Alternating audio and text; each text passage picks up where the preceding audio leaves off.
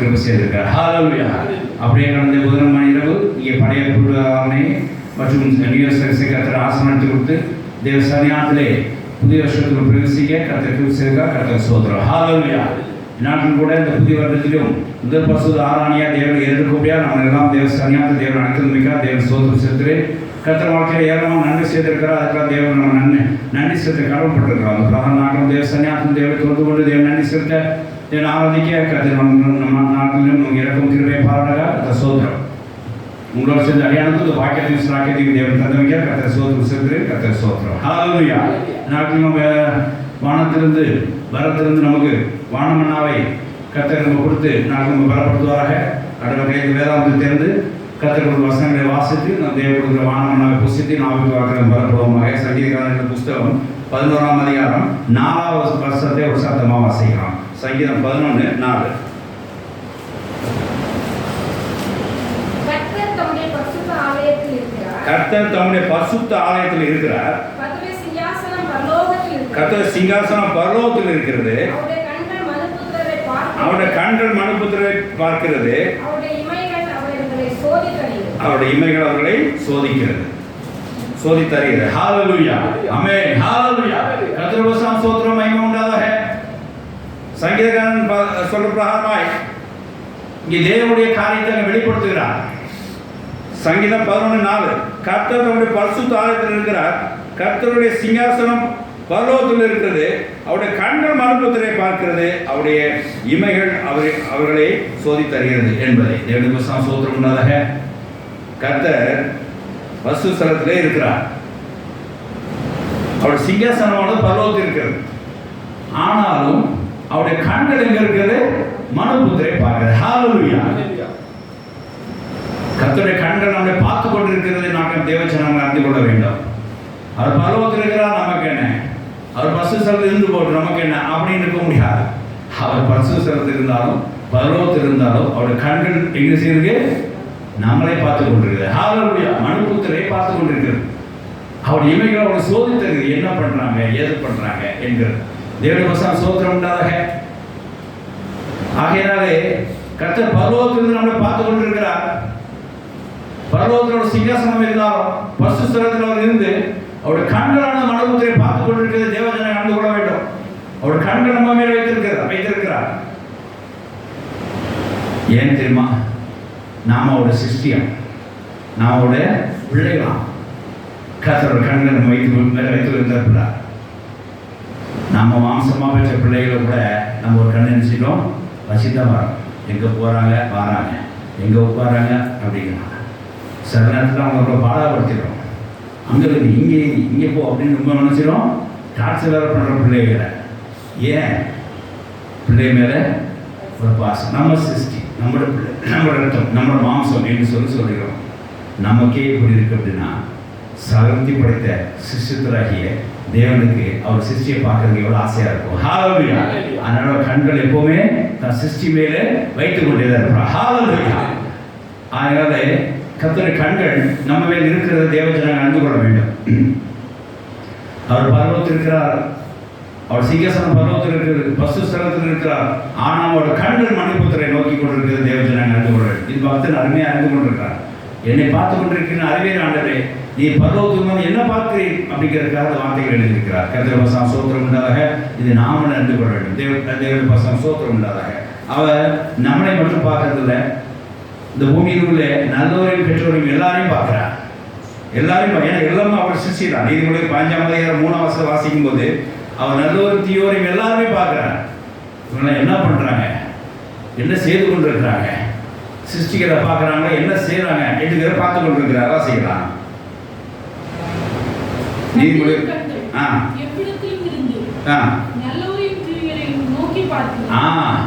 கர்த்தர் கண்கள் எவ்விடத்துல வந்து நல்லவரையும் தீயோரையும் நோக்கி பார்க்க. நம்மளை மனுபுத்திரை பார்க்கிறவங்கள பார்த்தோம். அந்த மனுபுத்திரை நல்லொரு தீயர் உண்டுங்கிறதே நம்ம அறிந்து கொண்டிருக்கிறோம். அவர் நல்லொரு தீயரும் சேர்த்து கர்த்தரை அவரை பார்க்கிறார். ஒரு சில மட்டும் பார்ப்பாங்க, ஒரு சில பார்க்க மாட்டாங்க. பார்சலாட்டி அந்த பேச்சே கிடையாது. நல்லொரு தீயர் 2 பேரும் பார்ப்பார். அது பலன் தான் அந்தந்த ஆட்களுக்கு அளிக்கப்படும். ஆகையினாலே கர்த்தர் பரலோகத்திலிருந்து நல்ல ஒரு தேவன் எல்லாரையும் பார்க்கிறாருங்கிறது இங்கே வசனம் போடப்பட்டிருக்கிறத பார்க்கிறோம். சங்கீதம் 66:7 வசனம் பார்க்கும்போது எல்லா ஜனங்களும் ஜாதிகளும் அவர் பார்க்கிறார், சர்வத்தையும் அவர் பார்க்கிறார், சர்வ சிருஷ்டியையும் அவர் பார்க்கிறார். கண்கள் அவங்க மேல் வைத்திருக்கிறார் சொல்லி பார்க்கிறோம். வாசிக்கலாம் சங்கீதம் 66:7. அவர் தம்முடைய வல்லமையினால் என்றென்றைக்கும் அரசாளுகிறார். அவர் தன்னுடைய வல்லமையினால் என்றென்று அரசாளுகிறார். அவருடைய கண்கள் ஜாதிகள் மேல் நோக்கமாயிருக்கும். அவருடைய கண்கள் ஜாதிகள் மேல் நோக்கமா இருக்கும். ஹalleluya. அவர் வல்லமையாக அரசாள கொண்டிருக்கிறார். ஆனாலும் அவருடைய கண்கள் எங்க இருக்குது? ஜாதிகள் மேல் நோக்கமா இருக்கு. வாசிக்கலாம் அதையும். அதனால எல்லாரும் கவனமா இருக்க வேண்டும் சொல்லி போடப்பட்டிருக்கு. அடுத்த வாசிங்க. யோகிகள் தங்களை உயர்த்தாதிருப்பார். தேவனுடைய சோத்திரம் உண்டாக அம்பாடு கர்த்தர் தான் ஆளுகை செய்கிறார், நான் ஆளுகை செய்கிறேன்னு சொல்லி கொடுத்துருக்காங்க. கர்த்தர் தான் நடத்துகிறார், நான் நடத்துகிறேன்னு சொல்லுவோம். அப்படிலாம் சொல்லக்கூடாது. கர்த்தர் கண்கள் எல்லா ஜாதியும் அவர் பார்த்து கொண்டிருக்கிறார். வசனத்துக்கு பரவாய் நம்ம எது பேசக்கூடாது. எல்லாரும் நீங்கள் அப்படி தான் சொல்லுவோம், அவனை எங்கிட்ட ஆளுகை இருக்குது. இல்லை, கர்த்தர் தான் அவர் வல்லமையை அரசாளுகிறார். அவர் தான் அரசாளுகிறார். அவர் தான் எல்லாம் ஜீவனம் பண்ண வைக்கிறார். எல்லா ஜாதியாரும் அவர் பார்த்து கொண்டிருக்கிறார் என்கிற தேவப்பிள்ளை அறிந்து கொள்ள வேண்டும். ஆகையினால் பர்வத்தில் அவர் இருந்தாலும், பர்வத்தில் சிங்காசனம் இருந்தாலும், பசு ஸ்தலத்தில் அவர் இருக்கிறார். அவர் இருந்து எல்லா ஜாதியாரையும் விசேஷமாய் நல்ல ஒரு தீயரையும் பார்க்கிறார் என்கிறதை தேவஜனங்கள் அறிந்து கொள்ள வேண்டும். அப்படியாக கர்த்தருடைய கண்கள் மனுபுத்திரர் மேலே வைக்கப்பட்டிருக்கிறது என்கிற பார்க்கிறோம். கர்த்தருக்கு ஸ்தோத்திரம் உண்டாதாக. ஆகையினாலே நாம் இந்த வருஷத்திலே கர்த்தருடைய கண்கள் நம்ம மேல் இருக்குங்கிறதை நாம் அறிந்து கொள்ள வேண்டும். கர்த்தருடைய கண்கள் இருந்து என்னெல்லாம் நம்ம செய்கிறது வேதாந்தத்திற்கும் பார்க்கிறோம். தேவனுடைய கண்கள் ஏன் வைக்கப்பட்டிருக்குது, என்ன காரியத்தை வைக்கப்பட்டிருக்குது, என்ன நோக்கத்தால் அவருடைய கண்கள் நம்ம மேலே இருக்குது என்கிறத நம்ம அறிந்து கொள்ள வேண்டும். அப்போதான் நம்மளுடைய நடத்தையிலே நம்ம ஒருத்தர் பார்க்குறாங்கிற ஒரு அறிவு உண்டாகி, நம்மளோட உணர்வு உண்டாகி, நம்ம செயலாம் கரெக்டாக இருக்கும். நீங்கள் பார்த்தீங்கன்னா நல்லா தெரியும். கேமராவுக்கு முன்னாடி சிலவர் அப்படி கிளியராக பேசுவாங்க. கேமரா அப்புறம் போயிட்டாங்கன்னா கண்ணப்பண்ணான்னு பேசுவாங்க. அந்த கண்கள் எப்படி அப்படி இருக்கும். மாத்தியாருக்கு முன்னாடி பசங்க பேசுகிற மெத்தடு வேறு. மாத்தியார் வெளியே போனதுக்கப்புறம் அப்போ பாருங்க, நம்ம எப்பவுமே தேவன் நம்மளை கண்ணோக்கிட்டு இருக்கிறார். கர்த்தர் எப்பவுமே நம்மளை பார்த்து கொண்டு இருக்கிறார். அப்படின்னா நம்மளோட நடைகளை எப்படி இருக்கும்? சீராக இருக்கும், சிதறாது இருக்கும்.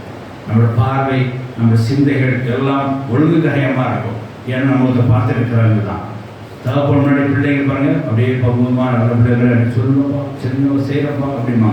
கொஞ்சம் தள்ளி போனதுக்கப்புறம் அப்புறம் பார்க்கலாம் அப்படின்றது. அப்படியெல்லாம் நம்ம அது என்ன ரீசன்னா, தகப்பன் நம்ம பார்க்காதனால அப்படி செய்யறோம்னு வச்சுக்கோங்க. ஆனால் தகப்பனுடைய கண்கள், பிதாவின் கண்கள் எப்போ நம்ம கூட இருக்குது. அதனால் நம்முடைய செய்கள் எல்லாம் தேவன் பார்த்து கொண்டிருக்கிறார் என்கிறது நமக்கு ஒரு உணர்வு வேண்டும்.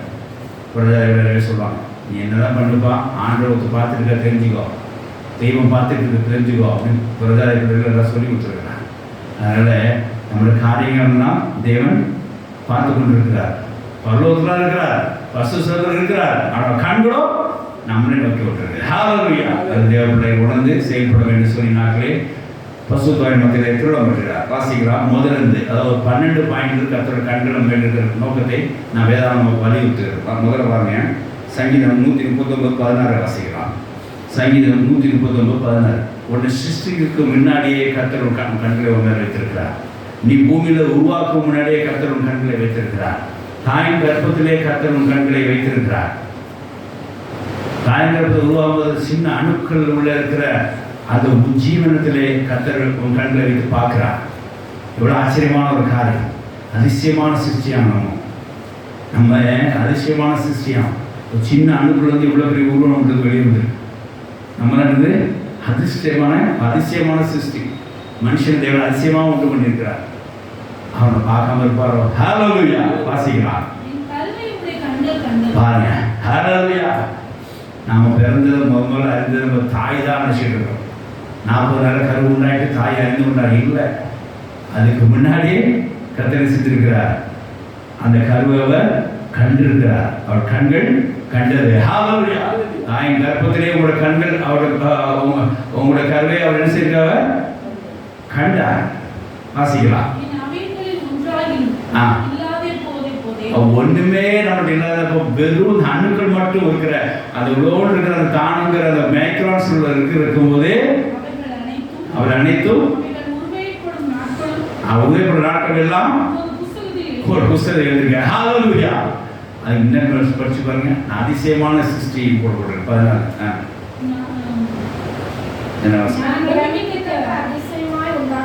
பாருங்க. நான் பிரமிக்க அதிசயமாய் உண்டாக்கப்பட்டவன். நம்முடைய சிருஷ்டி எப்படி இருக்குது? தேவன் நம்முடைய மனுஷனை எப்படி வச்சிருக்கிறார்? அதிசயமா சிருஷ்டிச்சிருக்கிறார்.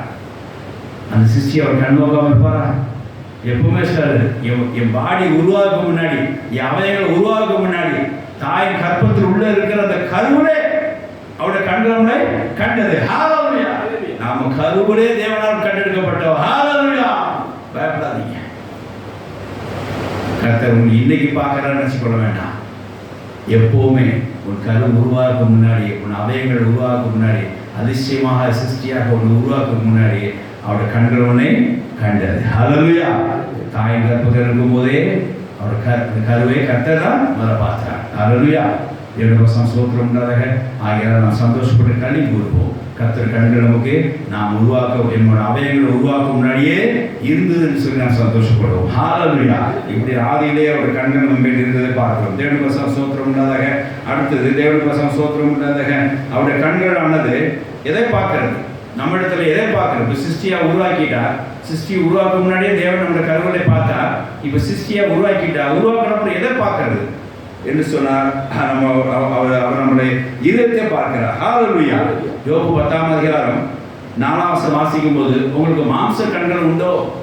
ஆவிக்குரிய கண்களா உங்களுக்கு இருக்கிறது? நீ பார்க்கிற பார்வையை மாம்சபுரமா பார்க்கறது இல்லையே, ஆவிக்குரிய பிரகமா இதயத்தை பார்க்கிற ஆண்டவர் என்கிறத யோபு அப்பவே எழுதியிருக்கிறார். வாசிக்கலாம்.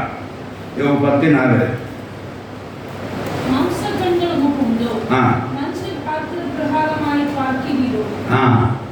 மாம்ச கண்கள் உங்களுக்கு உண்டோ? மனுஷ பிரகாரமா நீங்க பாக்குறீங்க இல்லையே. உங்களுக்கு ஆவிக்குரிய கண்கள் உண்டு, அது பிரகாரம் பாக்குறீங்க. மனுஷ பாக்குறீங்க, பாக்குறது இல்லையே என்று சொல்லி அவர் அங்க சொல்லுகிற பார்க்கிறோம். கரெக்ட் தான். தேவன் ஆவிக்குரிய கண்களை நம்ம மேல் வைத்திருக்கிறார். ஹalleluya. மாம்சம் மனுஷ பார்க்கிறவர் பார்க்கறது இல்லை, அவர் பார்க்கிற இடம். அப்போ தேவன் நம்ம மேல எங்க கண் வைத்திருக்காரு முதல்ல அப்படின்னா, நம்முடைய இருதயத்திலே வைத்திருக்கிறார். மாம்சத்துல முகத்தில் அவர் நம்ம பார்க்கறது இல்லை, தன் இதயத்திலே வைத்திருக்கிறார். 2 சாமுவேல் 16ஆம் அதிகாரம் 7ஆம் வசனத்தை பார்க்கும்போது அவர் அங்கே இதயத்திலே அவருடைய கண்களை வைத்திருக்கிறார், அவருடைய பார்வை வைத்திருக்கிறார் என்கிற பார்க்கிறோம். மாம்ச கண்களால் பார்த்தா வெளிப்புறமா பார்த்துட்டு போயிடுவார், நல்ல நீட்டா இருக்கானே, சுத்தமா இருக்கானே அப்படின்னு சொல்லிட்டு. ஆனால் இதயத்தில் சுத்தத்தை பார்க்கிறார். வாசிக்கலாம். 2 சாமுவேல் 16:7. கர்த்தர் சாமுவேல் நோக்கி, பாருங்க, மாம்ச பிரகாரமா பார்க்காத, நான் இவனை புறக்கணித்தேன். மனுஷன் பார்க்கிற படம் நான் பார்க்கிறேன், பாரு. மாம்ச கண்ணா பார்க்கறது இல்லை. மனுஷன் முகத்தை தான் பார்ப்பான், கர்த்தரோ இதயத்தை பார்ப்பார். ஹalleluya. உங்க இதயத்தை அவர் பார்க்கிறார். அவர் கண்களை உங்க மேல் எப்போ வைத்திருக்கிறார்? எங்க வைத்திருக்கிறார்? இதயத்திலே வைத்திருக்கிறார். அவங்க இதயத்தை பார்ப்பார். உங்க இதயத்தில் என்ன இருக்குன்னு பார்ப்பார். இது சுத்தம் இருக்குன்னு சொல்லி தேவன் விரும்புகிறார். நெகேமியா 1:6 பாருங்க. அந்த இதயத்திலே பாவம் செய்தாங்க அறிக்கை செய்யறாங்க. அவங்க சுத்தம் வேணும் என்று சொல்லி அவங்க பார்க்கறாங்க. அந்த அறிக்கையை அவர் ஏற்றுக்கொள்கிறார். அது பெரிய விஷயமா. வாசிக்கலாம். நெகேமியா 1:6.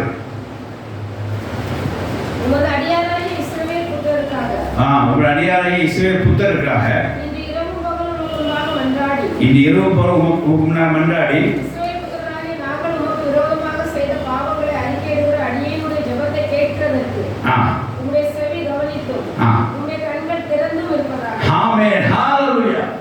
பாருங்க, இதயத்தை சுத்தம் பண்றதுக்காக தேவன் அவங்களை பார்க்கிறார். நீங்க இப்ப பாவரிக்கை செய்தீங்க அப்படின்னா கர்த்தர் கண்கள் எங்க இருக்கும்? அங்க இருக்கும். ஹalleluya. இதயத்துல இருக்கும். அப்ப இங்க பாருங்க, கர்த்தர் உங்க இதயத்தை சுத்தம் பண்றதுக்காக நீங்க செய்ய பாவரிக்கை வேற கர்த்தர் கண்களை வைத்திருக்கிறார். நம்ம பொது பாவரிக்கை பண்றோம், நீங்க சாதாரண நினைச்சிக்காதீங்க. அவ கர்த்தர் கண்கள் இங்க எதுன்னு செய்யுது, கேட்குது, பார்க்குது. ஹalleluya. கர்த்தர் கண்கள் இங்க இருந்து உங்க பாவரிக்கை வாங்குது. கர்த்தர் கண்கள் இங்கிருந்து உங்கள் பாவகத்தையே கேட்குது. கர்த்தர் கண்கள் இருந்து அவங்க பாவகையை ஏற்றுக்கொள்கிறார், அதை பார்த்து கொண்டிருக்கிறார். அவர் நோக்கம் எப்படி இருக்குன்னா அந்த இருதயம் என்னவா இருக்கணும், சுத்தமாக இருக்கணும், அவ்வளோதான். ஸோ இதயத்தை பார்க்கிறார். இதயத்தை பார்க்கும்போது அவர் அழுது இருக்குது. இஸ்ரவேல் புத்திரர் நாங்கள் இரவு புறம் மண்டாடுகிறோம், எங்கள் பாவறிக்கை நீங்கள் கேட்பீராக, எங்களுக்கு உங்கள் கண்கள் எங்களுக்கு என்னவா இருக்கணும், திறந்தவைகளாக இருக்கட்டும் என்று சொல்கிறார் நெகேமியா. தேவனுடைய சோத்திரம் உண்டாதாக. அப்போ அதை அக்கத்தை பின்னாடி கேட்டால் அதை அவர் மன்னித்ததாக இருக்குது. அப்போ கண்கள் அவரே பார்த்துட்டுன்னு சொல்லி அர்த்தம். தேவனுடைய சோத்திரம் உண்டாதாக. ஆகிய நம்ம இதயத்தை சுத்தம் பண்ண முடியாது. கர்த்தர் கண்கள் நம்ம எங்கே இருக்கு, எங்கே இருக்குது, இதயத்தில். இதயம் எப்படி இருக்கணும், பாவரிக்கை பண்ணி சுத்தமான இதயம் தேவன் நல்லவராக இருக்கிறார். சங்கீதம் 72:1 வாசிதான் தெரியும். சுத்தம் இதயம் தேவன் நல்லவராக இருக்கிறார். கர்த்தர் சோத்திரம். மத்திய 5 வாசிக்கிறோம், சுத்தமுள்ள தேவன் இதயத்தை சுத்தமுள்ள தேவனை தரிசிப்பார்கள். கர்த்தர் சோத்திரம் உண்டாக. ஆகையினாலே கர்த்தர் கண்கள் பார்க்கறதுக்கு ஏதுவாக உங்க இதயத்தை வைத்துக் கொள்ளுங்க. ஹல்லேலூயா. கர்த்தர் கண்கள் உங்களை பார்த்து கொண்டிருக்குது. உங்க இதயத்தை பார்த்துட்டு இருக்குது. உங்க கருவளை உங்களை பார்த்துட்டா, அடுத்து நீங்க வெளியே வந்து உங்க இதயத்தை பார்க்கிறா. இது எப்படி இருக்கு, பாவப்படி சுத்தமா இருக்கா, பாவத்தோடு இருக்குதா, அழுக்கோடு இருக்கா, அழுக்கலமா இருக்கா, அசுஸ்தியோட இருக்கா, சுத்தமா இருக்கா. இதயத்துல எவ்வளவு அசிங்கம் இருக்குன்னு எங்க மார்க் 4 ஏசிசி பட்ட வெளிச்சமா சொல்லிட்டா. என்ன காமவரமாகு துரோகம் எல்லாம் இருக்கு, பொய் எல்லாம் இருக்கு, இதயத்தில் அவ்வளவு சமாச்சாரம் இருக்குன்னு சொல்லிட்டார். அதெல்லாம் எடுத்து வெளியே போட்டுட்டீங்களா? நெகேமியா சொன்னப்பறம் நாங்கள் ஈஸ்வரன் தேவனுக்கு சில எல்லா பாவங்களையும் இருக்கிறாங்க, அறிக்கை செய்யறதுக்கு நீங்கள் என்ன வரீங்க, கண்கள் பார்க்குறன்னு செயல் கேட்குறாதீங்க அப்படின்றார். நிச்சயமாக கர்த்தர் கண்கள் இதயத்தில் பார்க்குது. பாவரிக்கை செய்யுங்களா, பாவத்தோடு இருக்கிறீங்களா, அடுப்போடு இருக்கிறீங்களா, எங்கே பார்க்குது. ஆகையினால கர்த்தர் நம்முடைய இதயத்தை பார்க்க முடியாது. நம்ம இதயத்தை சுத்தமாக வைத்துக் கொள்வோம். சுத்தமான இதயம் தேவனை தரிசிக்கும். சுத்தமான இதயத்துக்கு தேவன் நல்லவராக இருப்பார். பசுத்தரம் தேவன் ஒருவரும் தரிசிப்பதில்லை. ஆகிய தேவனை கண்டுகொண்டு அவர் உங்களை பார்க்க, நீங்கள் உங்களை பார்க்கணும். நம்ம இதயம் என்னவாக இருக்கணும், சுத்தமாக இருக்கும். அதுக்கு உங்கள் கண்கள், அவருடைய கண்கள் உங்கள் மேல் வைக்கப்படும். அந்த இதயத்தில் பாவம் செய்யறதுக்கு முயற்சிக்காதீங்க. தேவனுடைய கண்கள் அது மேலே இருந்து கொண்டிருக்குங்கிறத பதிவு பண்ணிக்கணும் மனசில். ஓ நம்மளை பார்த்து கொண்டிருக்கிறார். மனதில் கூட நாம் என்ன செய்யக்கூடாது, தப்பு செய்யக்கூடாது. எல்லாமே அந்த இதயத்தை டச் பண்ணி தான் எல்லாம் பேசுவாள். ஒரு ஸ்திரியை பார்க்கும்போது அவங்க இதயத்திலே அவள் தப்பாக நினைச்சாலே விபச்சாரத்துக்கு என்னது எதுவும் அவங்க அர்த்தம் பண்ணி சொல்கிறார். எல்லாம் இதயத்தில் டச் பண்ணுறது தான் அவங்க பேசுவாள். இதயத்தில் அவ்வளோ அழுக்கு இருக்குது, அதெல்லாம் வெளியே அதெல்லாம் தீட்டு கொடுத்தோம்னு சொல்லுவாள். இதயத்தில் வச்சு தான் கர்த்தர் பார்க்குறார். அவரோட கண்கள் இதயம் ரொம்ப சுத்தமாக இருக்க வேண்டும். நீ சில ஆட்கள் குறைஞ்சா இருந்தாலும் நல்லா இருக்காங்க, இது சில சுத்தமாக இருந்திருப்பாங்க. தேவன் நமக்கு சில அனுப்பம் செய்திருப்பார். மெய்யான தேவத்தை கண்டுகொள்றதுக்கு மாட்டாங்க, ஆனால் நல்லா இருந்திருப்பாங்க. என்ன ரீசன் அப்படின்னா அவங்க இருதயம் என்னவா இருக்குது, சுத்தமாக இருக்கு. அதனால அதுக்குரிய ஆசை கத்தனை செய்வாங்க. அன்பை செய்ய நான் ஆர்டர் சொல்லிட்டேன். நல்லோ தீரும் கத்தனை செய்தார், பார்த்து கொண்டு தான் இருக்கிறார். அவருடைய கண்கள், அவருடைய கருவையும் அவர் தாய் திருப்பத்திலே தேவன் பார்த்துருக்கிறார். இப்போ அவருடைய இருதையும் பார்க்கிறார். பார்க்கும்போது சுத்தமாக இருக்கு, அவங்க அதை அனுசரிக்கிறார். ஆகையினால நம்முடைய இதையும் சுத்தமாக இருக்க வேண்டும். இந்த வருஷத்திலே கர்த்தர் நமக்கு நல்லவராக தொடர்ந்து இருந்து நம்ம ஆசைப்பார். நாம் தேவனை தரிசிக்கும் பாக்கியத்தை தொடர்ந்து நமக்கு தந்தருவதாக. ஆமென். ஹல்லேலூயா. தேவனுடைய வசனம் ஸ்தோத்திரம் உண்டாதாக. அடுத்தது சங்கீதம்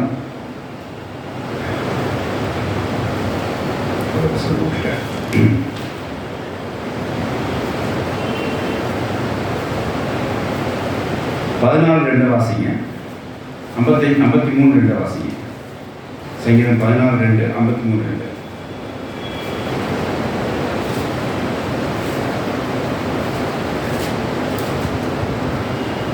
தேவனை தேடுகிற உணர்வுள்ளவன் உண்டோ என்று பார்க்க கர்த்தர் பரலோகத்திலிருந்து மனுபுத்திரரை கண்ணோக்கினார். ஹல்லேலூயா.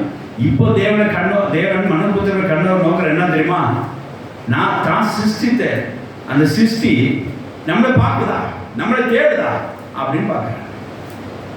நம்ம உண்டு பண்ண சிருஷ்டி, நம்ம கருவை கண்ட சிருஷ்டி நம்மளது தேடுதா என்று சொல்லி பார்க்குறேன். ஒருவனும் இல்லை அப்படின்னு பின்னாடி கர்த்தர் வாசிங்க. எல்லாரும் வழி விலகி ஏகமாய் கெட்டுப் போனார்கள். நன்மை செய்கிறவன் இல்லை, ஒருவனாயும் இல்லை. அப்போ பாருங்க, இங்கே தேவனை தேடுகிற உணர்வுல உண்டோ என்று தேவன் பார்த்து கொண்டிருக்கிறார். நம்ம அன்றாடம் தேவனை தேட வேண்டும், நம்மளோட சிருஷ்டிகரை தேட வேண்டும். சிருஷ்டிகரை மறக்க முடியுமா? மறக்க முடியாது. ஆனால் இவங்க மறந்து போய் கொண்டிருக்கிறாங்க. இவங்க தேடுறதே வேற. நீ மனுபுத்திரர்கள் தேடுகிற சமாச்சாரமே வேற. பேங்க் அக்கௌண்ட், நல்ல வேலை, சம்பளம், ஏடிஎம் மிஷின் எங்கே இருக்கு, சொத்து எங்கே வேணும், எங்கே இருக்கிறான், எல்லாம் எங்களோட மாம்சப்பிரான் கண்ணில் தேடிக்கொண்டிருக்கிறான். ஆவிக்கு கண்ணில் தேவனை தேடுறதே கிடையாது. அப்படியே தேவனை தேடினாலும் இதெல்லாம் தருவீங்களா அப்படின்னு தான் கேட்குறாங்க. இப்போ நக்கீரை நாங்கள் தேடிட்டு இருக்கோம் பூமியில், அதெல்லாம் எங்களுக்கு தருவீங்களான்னு சொல்லிட்டு தேவனை தேடுறாங்க. தவிர தேவனை மனதார இதயத்தில் சுத்தமுள்ளாக தேடுறது கிடையாது. உணவுள்ள உண்டோ தேவனை தேடுறவன், தேவனை தேடுகிற உணவுள்ள உண்டோன்னு சொல்லி என்ன செய்கிறார் பார்க்கிறார். மனுபுத்திரை தேவனை தேடுகிற உணவுள்ள உண்டோ என்று பார்க்க கர்த்தர் பரலோகத்தில் மனுபுத்திரை கண் நோக்கினார். கர்த்தருக்கு சோத்திரம் உண்டாதாக. தேவனை தேடுற பழக்கம் எப்போ வரும்? எல்லா காரியத்தையும் யாரை தேடணும்? மனுஷன் தேடக்கூடாது, உலக காரியத்தை தேடக்கூடாது, எல்லாத்தையும் தேவனை தேடணும். நமக்கு அங்கேருந்து ஒத்தாசை வரும், தேவனை தேடுற பழக்கம் வரும். அதே வசனம் அடுத்த வசனம் வாசிங்க. அந்த 43 சொன்னேன், 53:2. கண் நோக்கினா இதே வசனம். ஹல்லேலூயா. அவர் ரொம்ப கேர்ஃபுல்லாக இருக்கார் தாவீது. தேவனை தேடுற உண்டோ என்று மனுபுத்திரர்கள் கர்த்தர் கண்ணோக்கமாக இருக்கான்னு சொல்லி 2 தடவை எழுதிருக்கிற பார்க்கிறோம். அதனால கர்த்தர் நம்மை நோக்கி பார்த்து கொண்டிருக்கிறார். அவர் கண்கள் அவன் நோக்கி நம்மளை பார்த்து கொண்டிருக்குது. நாம் தேவனை தேடுகிறோமா இல்லையா? யாரை தேடுகிறோம்?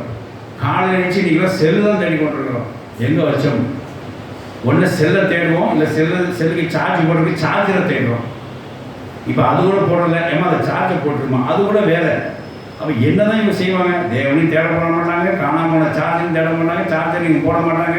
இவங்க தேடுற பழக்கமே வேறு, எங்கள் லெவலே வேறு அப்படின்ற மாதிரி நம்ம தேடுற பழக்கமே அதான். அந்த காலத்தில் ரொம்ப கிட்ட இருக்கணும். இவங்களாம் காலையில் எங்கே பெரியவங்களை நம்ம கிட்ட பண்ண நாளாக பண்ணிடுறோம்.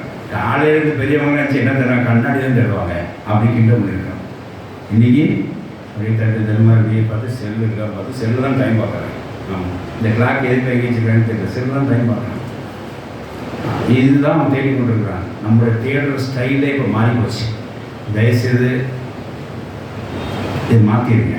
ஏன்னா நீங்கள் தேவன் உங்களை பார்த்து கொண்டிருக்கிற அறிவு உங்களுக்கு வரணும், உணர்வு வர வேண்டும். அதனால் காலையில் யாரை தேடுறீங்க? நேராக இருந்துச்சு பைபிள் வசனம் தேடுங்க. ஹல்லேலூயா. போய் பைபிள் எங்கே இருக்குன்னு தேடுங்க. காலையில் போய் எங்கே முழங்கா பண்ணலான்னு பாயை தேடுங்க. பாயை போட்டு என்ன பாட்டு பாடலான்னு பாடல் தேடுங்க. நீங்கள் என்ன வசனம் வாசிக்கணும் அந்த டைரி பேப்பரை தேடுங்க. நீ எப்படி செவிக்கன்னு சொல்லி நம்மளோட காரியத்தை தியானித்து தேடுங்க. அதை விட்டு போட்டு யாரெல்லாம் வாட்ஸ்அப் பண்ணிடுறா ஜிஎம் காலங்காத்தாலேருந்து ஜிஎம் குட் மார்னிங் கூட சொல்கிறது ஜிஎம். அப்புறம் ஒரு ஸ்மைல் என்னது கண்டுபிடிச்சாங்க. அவங்க பார்த்துட்டா இருந்தாங்க. தேவன் அவங்க பார்க்குறவங்க நீங்கள் தேடுங்க, பார்க்காதவங்க தேடுறீங்க. ஹல்லேலூயா.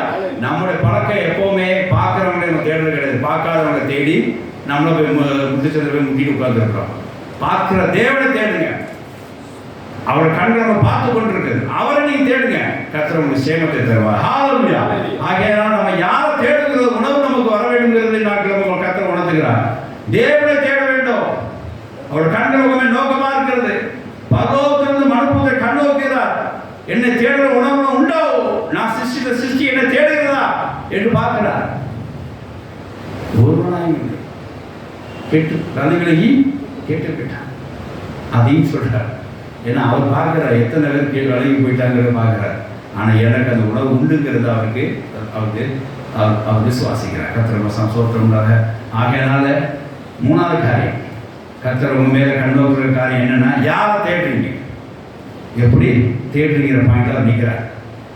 அதனால் காலையில் எழுச்சி யாரை தேட விட்டுருங்க.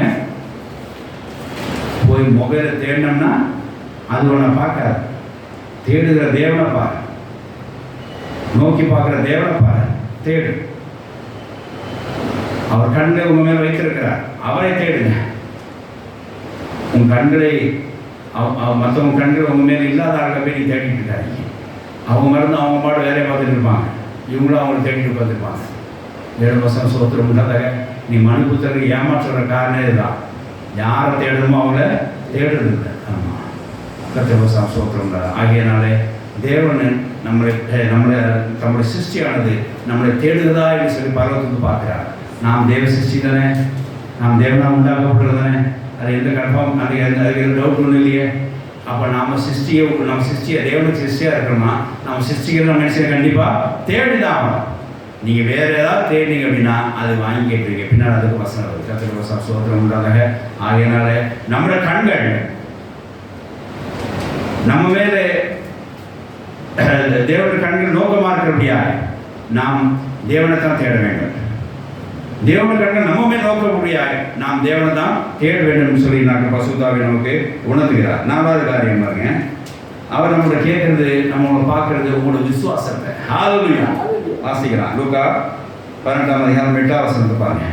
முதல்ல இதயத்தை சுத்தத்தை பார்க்கிறார், இப்போ அவர் விசுவாசத்தை பார்க்கிறார். அதாவது ரட்சிக்கப்படும்படியாக தேவன் உங்களை பார்க்கறது என்ன பார்க்குறாரு தெரியுமா? ஒரு காரியத்தை மீட்கும்படியாக, ஒருத்தர் ரட்சிக்கப்படும்படியாக உங்களோட விசுவாசம் பார்ப்பார். நல்லா பார்த்துக்கோங்க. உங்களோட தரிசனமாக சுத்தம் இருக்கான்னு பார்ப்பார். நம்ம 2வது காரியத்தை பார்த்தோம், இதயத்தை சுத்தமுள்ள தேவனை தரிசிப்பார்கள். அதனால நீங்கள் என்ன செய்யுங்க, உங்கள் இதயத்தை தேவன் பார்க்குறாங்க, சுத்தம் வைத்துக் கொள்ளுங்க. எப்போனா தேவன் தரிசனத்தை காட்டுவான்னு சொல்லி பார்க்குறோம். இந்த இடத்துல இதய சுத்தத்தை பார்க்குறோம், பசுத்தத்தை பார்க்குறோம். பசுத்தம் தேவன் பார்க்குறார். எப்போ பார்க்குறாருன்னா தன்னை வெளிப்படுத்த முடியாது பார்க்குறார். ஆனால் ஒரு காரியத்தை மீட்டுக்குள்ள வரும்போது, ஒரு பிரச்சனை அவர் தூக்கி விடும்போது கர்த்தர் அங்கே பார்க்குற பசுத்தம் அங்கே விசுவாசத்தை பார்க்குறார். மனுஷகுமாரன் வரும்போது அங்கே மனுஷத்திலே அவர் விசுவாசத்தை காண்பாரோ என்கிற பார்க்கிறோம். அவர் மீட்டுக்கொள்ள முடியாது வரும்போது உங்களுக்கு விசுவாசம் இருக்கா என்கிற பார்ப்பார். ஆகையினால எல்லா பிரச்சனைகளும் மீட்கப்படும் போது கர்த்தர் உங்கள் விசுவாசத்தை தான் பார்ப்பார். உங்கள் விசுவாசம் எந்த அளவுக்கு பார்ப்பார். சும்மா கடுகளவு இருந்தால் கூட போதும், கர்த்தர் தூக்கி விட்டுருவார். ஏன்னா கிருபையினாலே விசுவாசம் கொண்டு நீங்கள் ரட்சிக்கப்பட்ட பிரகாரமாய், அந்த புரோட்டோகால் பிரகாரமாய் கர்த்தர் உங்களை ஒரு காரியத்திலிருந்து மீட்கப்பட வேண்டும் என்றால், கர்த்தர் ஒரு காரியத்தை ரட்சிக்கப்பட வேண்டாம், உங்களுக்கு இருக்க வேண்டியது விசுவாசம், விசுவாசம், விசுவாசம். ஹல்லேலூயா. கர்த்தருடைய கண்கள் அதை தாங்க பார்க்கும். ஹல்லேலூயா. உங்களை மீட்டுக் கொள்ள முடியாத தேவன் வந்திருக்கும் போது உங்க கண்கள் எதை பார்க்கும்னா உங்களுக்கு அந்த விசுவாசம் தான் பார்க்கும். கஷ்டமான இடுக்கல்ல இருக்கிறீங்களா, ஒரு இந்த கட்டுக்குள்ள இருக்கிறீங்களா, ஒரு பாவ இருளுக்குள்ள இருக்கிறீங்களா, உங்களை மீட்கப்படணும்னு சொல்லி தேவனிடத்தில் நீங்க விசுவாசம் ஜெபம் பண்ணி பாருங்க. நிச்சயமாய் கர்த்தர் அந்த இடத்துல உங்க விசுவாசத்தை கண் பார்த்து அவரோட கண்களை உங்க விசுவாசத்தை பார்க்கறதுனால அந்த இடத்துல கிருபையினால தூக்கி விட்டுருவார். வாசிக்கலாம் லூக்கா 18:8. சீக்கிரத்திலே அவர்களுக்கு நியாயம் செய்வார் என்று உங்களுக்கு சொல்லுகிறேன். மனுஷகுமாரன் வரும்போது பூமியிலே விசுவாசத்தை காண்பாரோ என்றார். ஹல்லேலூயா. விசுவாசம் இருக்க வேண்டும். கர்த்தர் விசுவாசத்தை கண்ணோக்கி பார்க்கிறார், விசுவாசத்தை பார்க்கிறார். எல்லாரும் விசுவாசம் பார்க்கிறார். அண்ணா விசுவாசத்தை பார்த்தார், விசுவாசம் எப்படி இருக்குன்னு சொல்லி பார்த்தார். பரிசுத்தத்தை பார்ப்பார், அதை தரிசிக்கிறதுக்காக தரிசனத்தை கொடுக்க முடியாது பார்ப்பார். ஆனால் மீட்கப்பட முடியாத உங்களோட விசுவாசத்தை பார்ப்பார். உங்கள் விசுவாசம் எந்த அளவுக்கு இருக்கு, வசனத்தை எந்த அளவுக்கு நம்புறீங்க, இல்லை எது மேலே உங்கள் விசுவாசம் இருக்கு என்று பார்ப்பார். ஒரு கடந்து மீட்கப்படுறதுக்கு கர்த்தர் வார்த்தை மேலே விசுவாசம் வர முடியாது கர்த்தர் செய்தார். ஆனால் நானும் கடந்து மீட்கப்படுறதுக்கு வேற இடத்துல நம்பிக்கை வைத்துக் கொண்டிருந்தேன், வேற ஒரு பொருட்கள் மேலே நம்பிக்கை வைத்துக் கொண்டிருந்தேன். கர்த்தர் என் கவனத்தை என்னை திருப்பி என் விசுவாசத்தை தேவ வசனத்து மேலே வைக்க செய்தார். அதுக்கப்புறம் கர்த்தர் அந்த கடனிலிருந்து மீட்டெடுத்தார். ஹல்லேலூயா. கர்த்தர் ஸ்தோத்திரம். மனுஷகுமாரன் பூமியிலே விசுவாசத்தை காண்பவர் என்று சொன்னார். அவர் விசுவாசத்தை பார்க்க வருகிறார். அவர் கண்கள் விசுவாசம் மேலே இருக்குன்னு சொல்லி அர்த்தம். ஹல்லேலூயா. ஆகையினாலே நாம் விசுவாசத்தோடு காணப்படுவோம். எல்லா காரியத்திலிருந்து கர்த்தர் ரட்சிப்பார். ஹல்லேலூயா. கர்த்தர் கண்கள் ரொம்ப நோக்கமாக இருக்குது. நீ விசுவாசத்தோடு இருக்கீங்களா இல்லையா? எல்லா காரியத்திலும் விசுவாசத்தோடு இருக்கீங்க. கர்த்தர் கண்களை பார்த்து கொண்டுதான். ஆகையினால நம்முடைய தாயின் கருவிலே கர்த்தர் கண்கள் கண்டது. நாம் அந்த சிருஷ்டியாக உருவாக்கப்பட்டோம். இந்த சிருஷ்டி இப்போ தேவனை தேடணும்னு சொல்லி கர்த்தர் கண்கள் பார்த்து கொண்டிருக்காரு. அப்புறம் அந்த சிருஷ்டிக்குள்ள இருதயம் எப்படி இருக்கணும், சுத்தமாக இருக்கணும். பாவரை சரி சுத்தம் வைத்திருக்கான்னு சொல்லி கர்த்தர் கண்கள் பார்க்குது. மனுஷன் பார்க்கணும், முகத்தை பார்த்து சுத்தம் நீட்டாக இருக்கானே, வயிற்று வயசு நீட்டாக இருக்கானே, சூப்பர். ரைட் அப்படி நம்ம தரிசனமா அப்படின்னு தேவன் ஒத்துக்க மாட்டார். இதயத்தை அவர் பார்க்குறார். 4வது காரியம், அந்த இதயத்திலே விசுவாசம் இருக்கிறான்னு பார்க்குறார். மீட்டெடுக்கத்தக்கதாக விசுவாசம் இருக்கிறான்னு சொல்லி பார்க்குறார். ஆனால் கர்த்தர் இங்கே விசுவாசத்தை கண்ணோக்கி பார்க்குறார். பரலோகத்திலிருந்து என்று நாம் அறிந்து கொள்கிறோம். வாசிக்கலாம். எரேமியா 5ஆம் அதிகாரம் 3 வாசிக்கலாம். எரேமியா 5:3. உண்மையா இருக்கீங்களான்னு கர்த்தர் பார்க்குறார். உங்களுடைய காரியங்களை நீங்க உண்மையா இருக்கீங்களான்னு சொல்லி பார்க்குறார். வாசிக்கலாம். ஹalleluya. கர்த்தாவே உங்களுடைய கண்கள் சத்தியத்துல நோக்குறது. ஹalleluya. அதுக்கு இந்த வசனம் பாருங்க, அல்வா மாதிரி போட்டுருக்கீங்க. அந்த வசனம் படிச்சோன்னா அதை பார்க்காம வாசிட்டேன். எனக்கு அடுத்த மேல் வசனம் படிச்சு பாருங்கடா. அல்வா மாதிரி போட்டு என்ன தெரியுமா? பொய்யவர் விரும்புவதையும் போட்டு உண்மையை தான் அவர் பார்க்கிறார். ஒரு இடத்துல ஒரு பொய் ஒரு உண்மையை பேசினாங்கன்னா கர்த்தரை பார்க்குற கண்கள் எங்க இருக்கும்? உண்மையோட வாசிக்கலாம். அது இந்த வசனம்.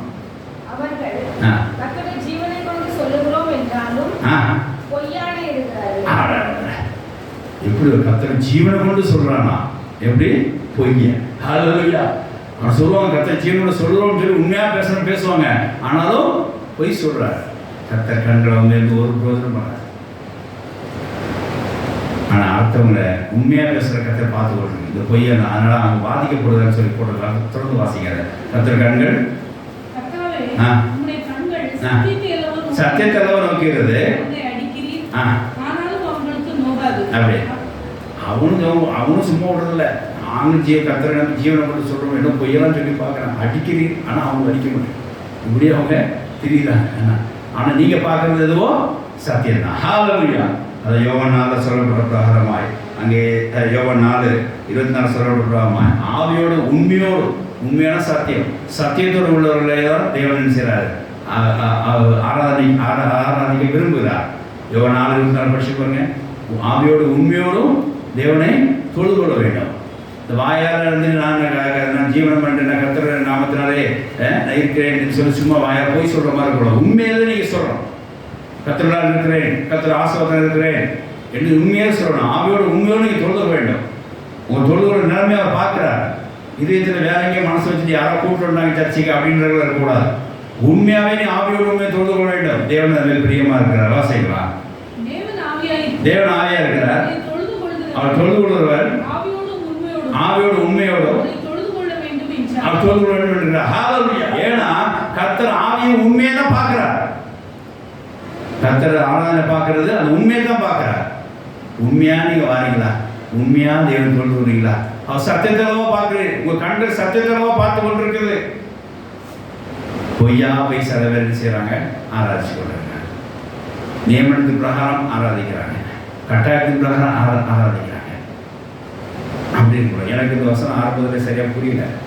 நான் இதை தியானம் பண்ணிட்டு இருக்கேன். நம்ம 30 வருஷத்தை போதிப்போம். கொரோனா நாங்கள் லாக்டவுனில் தான் எனக்கு புரிஞ்சுது. எப்படின்னா நான் வீட்டில் உட்காந்து ஆராதிக்கும் போது கர்த்தர் ஆசீர்வாதம் நாட்கள் சில பார்க்குறேன். ஆலயத்துக்கு போய் ஆராதிச்சாலும் ஆசீர்வாதம் இருக்குது. வீட்டில் இருந்தே நாங்கள் குடும்பம் கூடி ஆராதித்தோம். அப்போ நல்லா தான் இருந்துச்சு. அப்போ தான் யோசித்தது. அப்போ கர்த்தர் ஆராதனை எப்படி அங்கீகரிக்கிறார்? உண்மையாக செய்யும் போது அவர் அங்கீகரிக்கிறார். அப்போ உண்மையான கர்த்தர் கண்கள் பார்த்து சத்தியத்தளவோ கண்கள் பார்த்து கொண்டிருக்கிறது. அப்போ உண்மையாக ஆராதிக்கணும். ஆவியோடு உண்மையோடு தான் ட்ரூத். இங்கிலீஷில் ட்ரூத் தான். ஸ்பிரிட் அண்ட் ட்ரூத் நம்ம மனுஷன் தேவனை வர்ஷிப் பண்ணணும். அப்போ இந்த ட்ரூத் அப்படின்றது நம்ம மனதார எங்கே இருந்தாலும் நம்ம என்ன செய்யலாம், ஆராதிக்கலாம் அப்படின்ற ஒரு பாயிண்ட்டுக்கு நான் வந்துட்டேன். நான் முதல்ல ஒரு 3 வாரம் வீட்டில் ஆராதிக்கும் போது எனக்கு ஒரே கோபம். சர்ச்சைக்கு ஆராதிக்கணும் என்ன அப்படி கொரோனா லாக்டவுன் ரொம்ப ரொம்ப மன வேதனைப்பட்டவனா இருந்த ஒரு எரிச்சலவே ஆராய்ச்சிருந்தேன். போக லாக்டவுன் மீண்டு கொண்டு இருக்கு. அவர் வழி இல்லை. அட்லீஸ்ட் இங்கே ஒழுங்காக உண்மையாகவே ராத்திரி வந்து பிரசங்க எடுத்து செய்தி எடுத்து என்ன பாட்டு ராத்திரி நோட் பண்ணி காலையில் ஒரு 10 மணி குடும்பம் ஒன்று கூடி நாங்கள் ஆராதிக்கும் போது அந்த தேவ பிரசன்ஸை பார்த்தேன். அப்போ புரிஞ்சுது. அப்போ உண்மையாக ஆராய்க்க எந்த இடத்துல தேவன் எழுந்துருந்தார். அவர் பிரியமா இருப்பார். அதுக்கு இந்த வசனம் பாருங்க. இந்த ஆவியோடும் தொழுது காலம் எங்கு வரும்போது தேவன் அவங்க மேலே செய்வார், பிரியமா இருப்பார் என்று சொல்லி போடுறது. இந்த வசனம் 23 வாசிங்க, வேகமாக வாசிங்க.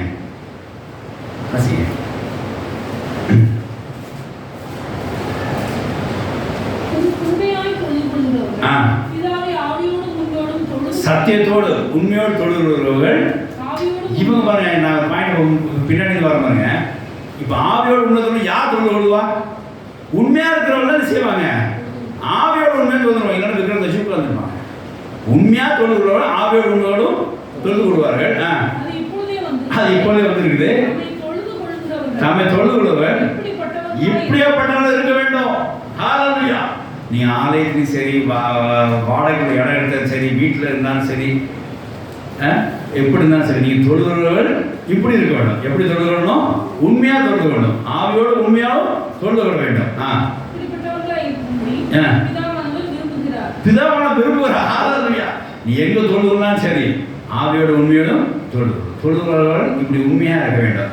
ஏன்னா கர்த்தருடைய கண்கள் உண்மையா இருக்கிற சத்தியத்தை பார்த்துக் கொள்வது அல்லவா? ஹalleluya. ஆகையாலே நாம் எல்லா இடத்துலையும் உண்மையா இருக்க கற்றுக்கொள்வோம். சும்மா வாய் பேசுக ஏதாவது சொல்லி சில பேரை பார்த்தீங்கன்னா ரொம்ப காமெடியாக இருக்கும். சில பேர் இப்போ புது ட்ரெண்ட் கிறிஸ்தத்துக்கு நடமாடிட்டு இருக்கு. என்னென்னா இப்படி பார்த்து நல்லா உங்களுக்காக நான் ஜெயிச்சிருக்கும் போது அப்படின்னு போட்டான் பாருங்க. இது எப்போ பேரை சொல்லி எப்போ பண்ணான். அப்போ ஒரு ஆள் என்னை மாட்டிக்கிட்டாரு. வந்து நீங்கள் வீட்டுக்கு வரவே மாட்டேங்கிறீங்களே எங்கள் சொந்தக்கார ஒருத்தர் கேட்டோம். இல்லை உங்களுக்கான ஜெபத்தை லிஸ்ட்டில் வச்சுருக்கோம். லிஸ்ட்டில் வந்து உங்கள் பேரில் இருக்குது. நாங்கள் 10-15 பேர் எல்லாம் ஜெயிச்சிருக்கோம். உங்கள் பேர் அதில் இருக்குது. கடவுள் இருக்குது. நான் ஜெயிச்சுட்டாங்க. அவன் வீட்டில் சொன்னே உங்களுக்கு சரி சொந்தக்காரங்க மாதிரி அவரோட சொந்தக்காரன் நம்ம பேர் சொல்லி ஜெபிக்கிறாங்கம்மா பரவாயில்லையம்மா அண்ணன். ஆமாம் அவர் ஜெபிக்கிற கொடுங்களா அப்படின்னாரு. ஒரு 3 மாதம் கழிச்சு அவருக்கு நான் அரிசி பெண்டிங் இருந்துச்சு. அவரை நான் பார்க்க போனேன். அது எனக்கு எவ்வளோ பெண்டிங் இருக்குங்க. அப்புறம் உங்கள் பேர் என்ன அப்படின்னாரு பாருங்க. பாவங்க எனக்கா ஜெபிச்சுருக்கீங்க. நான் 1000 ரூபா பெண்டிங் வச்சுருக்கேன். இல்லை எதில் ஸ்டார்ட் எந்த இடத்துல ஸ்டார்ட் ஆகும் அப்படின்னாரு. வீட்டில் கடுமையாக திட்டிவிட்டேன். அவர் சொந்தக்காரன் பேர் சொல்கிறார். நம்ம பேர் அப்போது அது ஒரு டென்த்து. உங்களுக்காக ஜெபிக்கிறோம் அப்படின்னு யார் கேட்டாலும் உங்களுக்காக ஜெபிக்கிறோம். உங்களுக்காக என்ன ஜெபிச்ச சொல்லு அப்படின்னு சொல்லு. என்ன காரியத்தை ஜெபிச்ச? நான் என்ன ஜெபிச்சோன்னு சொன்னேன். நீ என்ன ஜெபிச்ச சொல்லு அப்படின்னு சொல்லுவோம். கர்த்தரோட கண்கள் உண்மையாக ஜெபிக்கிறோட தான் இருக்கும். ஹalleluya. ஆமாம் தயவு சொல்ல வந்தேன்னா அங்கே போய் இந்த பொய் என்ன வசனவாசிங்க பார்த்தீங்கன்னா என்ன அவங்க கர்த்தர் இருக்குன்னு சொல்லி அவங்க என்ன செய்கிறாங்க? அவங்க சொல்கிறாங்க. ஆனால் அதில் பொய்யான இடுகிறார்கள். அந்த மாதிரி செய்யாதீங்க. கர்த்தர் நம்ம கண்டுக்க மாட்டாங்க. கர்த்தர் கண்கள் இருந்து உங்களை கவனித்து நடக்கணும் அப்படின்னா உண்மையாக இருங்க. ஹalleluya. 2 பேர் இருக்கீங்க. ஒருத்தர் உண்மை ஒருத்தர் பொய் பேசுகிறதா அந்த இடத்துல கர்த்தர் கண்கள் அந்த உண்மையாக பேசுகிறதா இருக்கும். ஹalleluya. பெரும்பாலும் பிரச்சனை பேசக்கூட மாட்டிக்கலாம். அப்புறம் வந்து திருப்பி அவங்க எல்லாரும் வந்து ஸ்டாஃப்ஸ் எல்லாமே போட்டு இருக்கிறாங்க. நான் கேமரா போட்டு பாருங்க நான் செய்யலை அப்படின்னு சொன்னான். கேமரா போட்டு பார்ப்போம். அதில் மிஸ்டேக் ஆச்சுன்னா நான் கடுமையான ஆக்ஷன் எடுப்போம். நீங்கள் பாருங்கள் அப்படின்னு தைரியமாக சொல்கிறான். அப்போ எனக்கு தைரியமாக சொல்கிறான்னா அவன் ஃபாதர் சொல்கிறான். அப்போ உண்மை இருக்கும். நீ போட்டு பாருப்பா. ஆனால் ஒரு நாம தெரிஞ்சுக்கோ. ஏதாவது தப்பு பண்ணி தான் இப்பவே சொல்லு.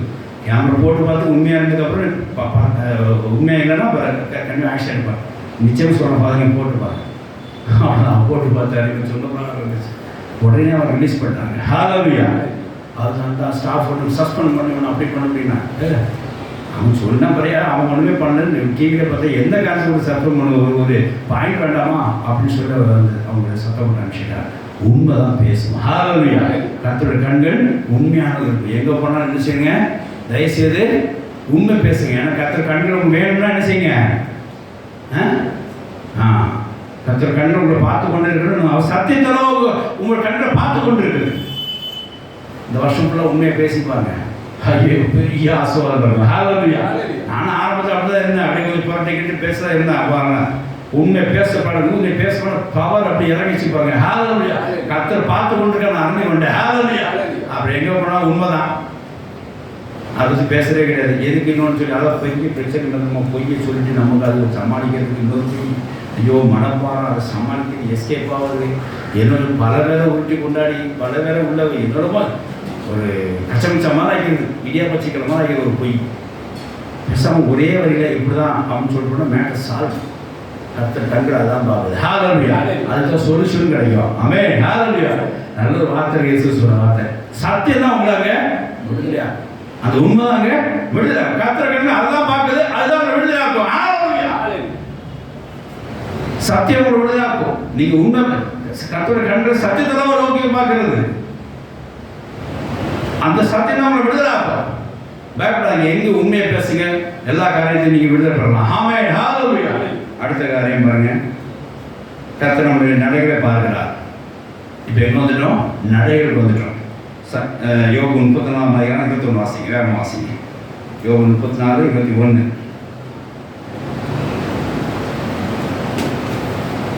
நம்மளுடைய நடைகளை பார்க்கிறார். அவர் கண்ணோக்கியமா இருக்கிறார். எங்க போற வார எங்க பார்க்கிறார். ஆலோசனை கர்த்தராக இருக்கிறார். வாசிக்கலாம். அவருடைய கண்கள் மனுஷனுடைய வழிகளை நோக்கி இருக்கிறது. அவருடைய நடைகளை எல்லாம் அவர் பார்க்கிறார். ஆமென், ஹalleluya. உங்க வழி எங்க இருக்குன்னு பார்க்கிறார். வழி எங்க இருக்கிற கர்த்தர் சொன்ன வார்த்தை என்ன? நானே, இயேசு சொன்ன வார்த்தை என்ன? நானே வழியும் சத்தியம் ஜீவனுமா இருக்கிறேன். ஆனா உங்க வழி எங்க இருக்கிறது செய்றார், பார்க்கிறார். என்னென்ன வழியில போகலாம். குறுக்கு வழியில போறதே ஒரு சில ப்ரொஃபஷனலாக வச்சிருக்காங்க.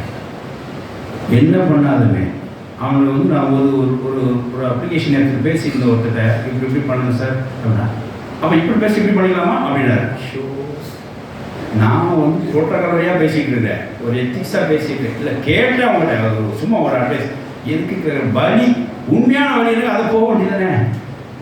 குறுக்கு அப்போ அவங்களோட கேரக்டரே அப்படி தான். குறுக்கு வழி எதை கேட்டாலும் அது இல்லைன்னா எப்படி? இப்போ பஸ்ஸில் இருக்குங்க, இந்த பஸ்ஸில் போனீங்கன்னா அங்கே போயிடலாம்னா, இந்த பஸ்ஸு வரலன்னா போய் ஆர்டர் போ, என்ன என்னோட கார் எடுத்து போ தலைவிதி எல்லாம் அந்த குறுக்கு வழியாக போகிறதுக்கு ஏதாவது ஒன்று கேட்குறது ஆல்ட்ரேஷன் அப்படின்றதா. ஆனால் ஒரே வழி தாங்க, நோ மோர் கிராஸ் வே. என்ன ஒரே வழி, நேர் வழி. என்ன வழி அது? சத்திய வழி. என்ன வழி அது? இயேசு தான். ஹalleluya. நானே வழியும் சத்தியம் ஜீவனுமா இருக்கிறேன்னு கர்த்தர் சொல்லியிருக்கிறார். கர்த்தர் பார்க்கிறார், இவன் என்ன வழியில போறான். ஜீவமார்க்க வழியில போறானா, இல்லைன்னா பாவம் உள்ள வழியில போறானா, தன் இச்சை வழியில போறானா, எங்க போறான்? உள்ள எதையும் கர்த்தர் பார்ப்பா. உட்கார். எந்த வழியில போறான் அப்படின்னு கர்த்தர் பார்ப்பா. வழியில பத்தி பேசிட்டு இருக்கும்போது நீ அவளை போ. கர்த்தர் ஒன்று பார்க்குற, எங்கே செய்து கொண்டிருக்கிறாய். சண்டே ஆனால் எங்கே போயிட்டு இருக்கிறாய், எந்த வழியில் போயிட்டு இருக்கிறாய், எந்த வழியில் உன் கால் எங்கே செல்லுது, உன் நடைகளை கண்ணோக்கிறார்.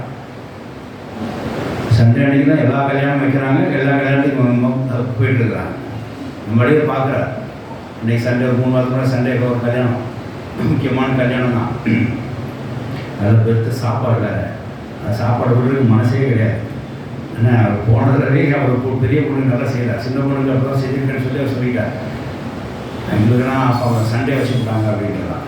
நீட்டாக கற்றுக்கிற வேலை 12 வரைக்கும் இங்கே 6 முடிக்கப்பட்டது. சேவை போட்டு சாப்பாடு போகப்பட்டது. 12:45 1 மணிக்கு இருந்து கிளம்பணும், 1:30 மணிக்கு போனோம். அது திருப்தியை சாப்பிட்டு கொண்டு வந்தோம். ஹalleluya. நம்மளோட முதல் வழிகள் எங்கே தான் இருந்துச்சு? தேவனுடைய சபத்தில். அப்புறம் என்ன ஆனாலும் அவர் பார்ப்பார். சண்டே எங்கே போறீங்க, அவர் வழியை அவங்க கண் வைக்கிறார். அது வருஷம் திருப்பி வாசிங்க. அவருடைய கண்கள் மனுஷனுடைய வழியை நோக்கி இருக்கு. எங்க போற வாரன்னு பார்க்கிறாருங்க. அசால்ட்டா இருக்க கூடாது. வருஷத்துல போன வருஷத்துல ஏதோ சண்டேல அப்படி இப்படி சுத்தி போயிட்டோம், வேற இந்த வருஷம் அப்படி இருக்க கூடாது. சண்டே அவர் நீ எங்க போற, மற்ற நாட்கள் எங்க வழியில அவர் பார்க்கிறார். வாசிக்கலாம். அவர் நடைகள்லாம் நம்மளோட நடைகள்லாம் அவர் பார்க்கிறார். உன் கால்நடை எங்க போகுது எங்கிற பார்க்கிறார். தயவுசெய்து நம்மளோட வழிகளை சீர்படுத்துவோம். கர்த்தர் பார்த்து கொண்டிருக்கிறார். இந்த வருஷம் தேவனுடைய காரியத்தில் வழிகளையே கடைபிடிப்போம். இயேசு கிறிஸ்துவே நம்ம வழியாக இருக்க முடியாது, அந்த வழி உள்ள காரியங்களே நம்ம கடைபிடிப்போம். கர்த்தர் கண் நோக்கி பார்க்கிறார். ஆமென், ஹalleluya. அவர் பரலோகத்தில் சிங்காசனம் இருந்தாலும் பரிசுத்தத்தில் இருந்தாலும் அவர் கண்கள் உங்கள் கருவில் இருக்குது. அவருடைய கருவில் இருந்தது, நம்முடைய கருவில் இருந்தது. நம்முடைய இருதயத்தில் பார்க்கிறார், நம்முடைய விசுவாசத்தை பார்க்கிறார், நம்முடைய நடைகளை பார்க்கிறார், நம்முடைய தேடல் உள்ள உடவுடையவரை பார்க்கிறார். தேவனுடைய வசனம் ஸ்தோத்திரம் உண்டாதாக. நம்முடைய உண்மையை பார்க்கிறார். பருவத்திலிருந்து அவர்கள் இந்த காரியத்தில் பார்த்து கொண்டிருக்கிறார். நீங்கள் என்ன செய்திருக்கிறீங்க? தயவுசெய்து பொய்ய விட்டுருவோம். இன்னைக்கு வேறு ஏதாவது ரூட்டு மாறினா ரூட்டையும் நம்ம சரி பண்ணிடுவோம். கர்த்தருடைய வசனம் ஸ்தோத்திரம் உண்டாக. வழியெல்லாம் தேவனுடைய பார்த்து கொண்டிருக்கிறார். ஆனால் நம்ம வழிகளை நாம் சரியாக செய்வோமாக. ஹalleluya. வாசிக்கலாம். எரேமியா 32:9. இதுதான் சொல்கிறேன். அவன் நம்மளோட காரியங்கள் சரியில்லை அப்படின்னா கர்த்தர் உடனே ஆலோசனை கொடுத்து நம்ம சரி பண்ணுவார். நீ ஆலோசனை கொடுத்து சரி பண்ணனா அவன் பரணம் அவன் வாங்கி கேட்க வேண்டியதான். உங்களுக்கு நீங்கள் செய்த வேலையை உங்களுக்கு பலனை நீங்கள் அடைய வேணும்னா கர்த்தர் ஆலோசனைக்கு கீழ்ப்பட்டிருக்கணும். கர்த்தர் உங்களை ஆலோசனை கொடுக்குற ஒரு கண் வைத்திருக்கிறார். அவர் கண்களை வைத்து உங்களை ஆலோசனை கொடுக்குறார். அதைப்படி நினச்சா நீங்கள் செஞ்ச காரியத்துக்கு பலனை பெற்றுக்கொள்வீர்கள். இல்லைனா அதுக்கு தகுந்த மாதிரி தண்டனை தான் பெற்றுக்கொள்வீர்கள். வாசிக்கலாம் 32:19. யோசனையில் பெரியவர், செயலில் வல்லவர். பாருங்க, யோசனையில் பெரியவர், பிகஸ்ட். அட்வைஸில் கவுன்சில் பண்ணுறதுல அவர் யாரு? Top post. நீங்கள் அவருக்கு யாரும் வச்ச முடியாது, போதிக்கிற முடியாது. ஆமாம், யோசனையில் பெரியவர், செயலில் வல்லவர், சாம்பியன். அவர் ஒரு காரியத்தை செஞ்சானா பக்காவா யாரும் கேட்கணும், ஏன் செஞ்சீங்க பேசவே முடியாதுங்க. அவ்வளவு பர்ஃபெக்டா செயலில் அவர் வல்லவராக இருக்கிறார். அவனுக்கு வழிக்கு தக்கதாக, அவனுடைய கிரியின் பலனுக்கு தக்கதாக அழிக்கும்படிக்கு உங்களுடைய கண்கள் மனுபுத்திர எல்லா வழிகளிலும் நோக்கமாக. ஹalleluya. அது இன்னொன்று பார்த்தோம் பார்த்தீங்களா, உங்களோட வழி எங்கே இருக்குன்னு. அந்த வழி சரியில்லை அப்படின்னா அவர் என்ன செய்கிறாங்க, அவனுக்கு தகுந்த மாதிரி அந்த வழி தகுந்த மாதிரி அவர் அங்கே தண்டனை கொடுக்குறார், பார்த்து கொள்றார். ஏன்னா அவருக்கு தெரியும் இந்த வழி எப்படி. அவர் யோசனைகளுக்கு பெரியவர், காரிய செய்கிற கிரியையில் அவர் பர்ஃபெக்ட் உள்ளவர், வல்லவராக இருக்கிறார். அப்படி செய்கிற ஆட்டை போய் நான் பெருநிட பண்ணேன், ஞானமாக பண்ணிட்டேன்னு சொல்லி நீங்கள் ஒரு தப்பான வழியை பண்ணிங்க அப்படின்னா அதுக்கு தகுந்த பலனை நீங்கள் அனுபவிப்பீங்க. அது அடியாக இருக்கலாம், தண்டனையாக இருக்கலாம். ஆனால் கர்த்தர் நல்லவர். நீங்கள் போகிற வழி நல்லா இல்லை அப்படின்னு சொன்னாங்க. கர்த்தர் உண்மையை கண்ணோக்கமாக இருக்கிறதுனால உடனே என்ன செய்யணுமா, அவர் சங்கீதம் 32:8 பிரகாரமாய் அவர் கண்களை உங்கள் மேல் வைத்து மறுபடியும் உங்கள் கண்களை வைத்து ஆலோசனை கொடுப்பார். ஹalleluya. இப்படி நடக்கணும்னு சொல்லி ஹalleluya. வழி எதுவே அப்படின்னு சொல்லி உங்களுக்கு ஆலோசனை கொடுப்பார். வாசிக்கலாம் சங்கீதம் 32:8. அப்போ நீங்கள் செய்கிற காரியத்துக்கு நீங்கள் நல்ல பலனை அடையணும் அப்படின்னா அதுக்கு ஒரு ஆலோசனை தேவனுடைய பெற வேண்டும். அதுக்கு கர்த்தர் கண்கள் உங்கள் மேல் வைக்கப்பட்டிருக்குது. உங்களுக்கு ஆலோசனை கொடுக்கவே கர்த்தர் கண்கள் உங்கள் மேல் இருக்குது. அந்த ஆலோசனை கேட்டு ஆலோசனை பெரியவர் காரியத்தை செய்கிற வல்லவர் இருக்கிற அவர்கிட்ட நீங்கள் ஆலோசனை கேட்டு உங்கள் வழியை சீர்படுத்தி நீங்கள் ஒரு காரியம் செஞ்சினா அதுக்கு ஏற்ற நல்ல பலனை நீங்கள் அடைவீர்கள். ஹalleluya. அந்த ஆலோசனைக்கு கீழ்ப்படியாமல் கர்த்தர் கண்கள் உங்கள் மேல் இருக்க அந்த ஆலோசனைக்கு நீங்கள் கீழ்ப்படியாமல் வேறு ஆலோசனையோட துரு ஆலோசனையோ வேறு மனித ஆலோசனை கேட்டு நீ வழியை மாற்றிக்கொண்ட ஆனால் அதுக்கு ஒரு தண்டனையோ பலனையோ அடியே நீங்கள் பெற்றுக்கொள்ள வேண்டும் அப்படின்றத இங்கே வேதாம வலியுறுத்தி வாசிக்கலாம். நான் உனக்கு போதித்து நான் நீ நடக்கிற வழியை உனக்கு காண்பித்து உண்மையில் என் கண்ணை வைத்து. ஹalleluya. எதுக்கு அவர் கர்த்தரை போய் கண் வைக்கணும்? நமக்கு ஆலோசனை கொடுக்குற தப்பா செஞ்சான நான் சரி பண்ணுவேன் ஆலோசனை கொடுக்குற. வாசிக்கலாம். உண்மையில் கண்ணை வைத்து ஆலோசனை சொல்லுவேன். ஹalleluya. இப்போ வழி இப்போ ஸ்ட்ரெயிட் ஆகிடும். தேவனுடைய வசனம் ஸ்தோத்திரம் உண்டாக. இப்போ கர்த்தர் கண்ணோக்கு வைக்கிறது நோக்கத்தை பாருங்க. நம்ம கிரியை கரெக்டாக இருக்கா, நம்ம தகுந்த மாதிரி அவரை பலனை அடைகிறது அவர் கண்ணோக்கமாக இருக்கிறார். அதில் தப்பு இருந்தாலும் கூட அவர் நல்ல ஆலோசனை பெரியவர். உடனே அவர் கண்ணை நம்ம மேல் வைத்து செய்கிறார் ஆலோசனை. இப்படி கர்த்தருடைய கண் நமக்கு ஆலோசனை கொடுக்க காத்திருக்கிறது. ஹalleluya. நம்ம தேவ ஆலோசனை செய்ய வேண்டும். இப்படி தான் இருக்கணும், அப்படியே இருக்கணும் அப்படின்னு ரெடிமேடாக எந்த காரியத்தையும் செஞ்சிடறாங்க. மெக்கானிக்கலாக எந்த காரியத்தையும் செஞ்சிடறாங்க. போனதான் கர்த்தர் இப்படி தான் செஞ்சார், ஆனால் நாங்கள் இப்படி தான் செய்வோம் அப்படின்னு மெக்கானிக்கலாக செஞ்சிடாதீங்க. போனதான் கர்த்தர் நீங்கள் இப்படி தான் அனுக்க செய்ய, போன வருஷம் கர்த்தர் இப்படி தான் செஞ்சார். நீங்கள் அந்தந்த வருஷம் அந்தந்த காரியத்தை செய்யுங்க, ஆலோசனை பெறுங்க. போன வருஷம் நீங்கள் சின்ன பிள்ளையாக இருந்திருப்பீங்க, அப்போ உங்களுக்கு ஒரு ஆலோசனை கொடுக்கப்பட்டிருக்கோம். இந்த வருஷம் நீங்கள் மெச்சூரிட்டியாக இருப்பீங்க, இப்போ இந்த ஆலோசனை வேறு. போன வருஷம் ட்ரெஸ் கட்டையாக இருந்திருக்கும், அதை போட்டு தெரிஞ்சிருப்பீங்க. இப்போ போட முடியுமா? அதை போட முடியாது. அப்போது ஒவ்வொருத்தருக்கும் நீங்கள் என்ன செய்யணும்? ஆலோசனை கேட்கணும். ஆலோசனை மக்கள் சீர்கெட்டு போனாங்க. அநேக ஆலோசனை காரியத்தை சரி செய்யும். இப்போது ஆலோசனை பெரியதாக இருக்கிற தேவன்கிட்ட நம்ம கேட்கணும். இதில் பாருங்க என்ன விஷயம்னா, கர்த்தராக உங்கள் கண்ணை வைத்திருக்கிறார். உங்களை ஆலோசனை கர்த்தர் கண்ணை வைத்திருக்கிறார். உங்கள் வழியை சீர்படுத்தி அதுக்கு தகுந்த மாதிரி நல்ல பலனடைக்கு கர்த்தர் கண்ணை வைத்தது கொண்டு தான் இருக்கிறார். ஆகையால கர்த்தர் அவங்க ஆலோசனை கொடுக்க முடியாது, அவர் கண்ணை நம்ம மேல் வைத்திருக்கிறார், கண் நோக்கி பார்க்கிறார். ஹalleluya. தேவ பிள்ளைகளை பயன்படுத்திக்கோங்க.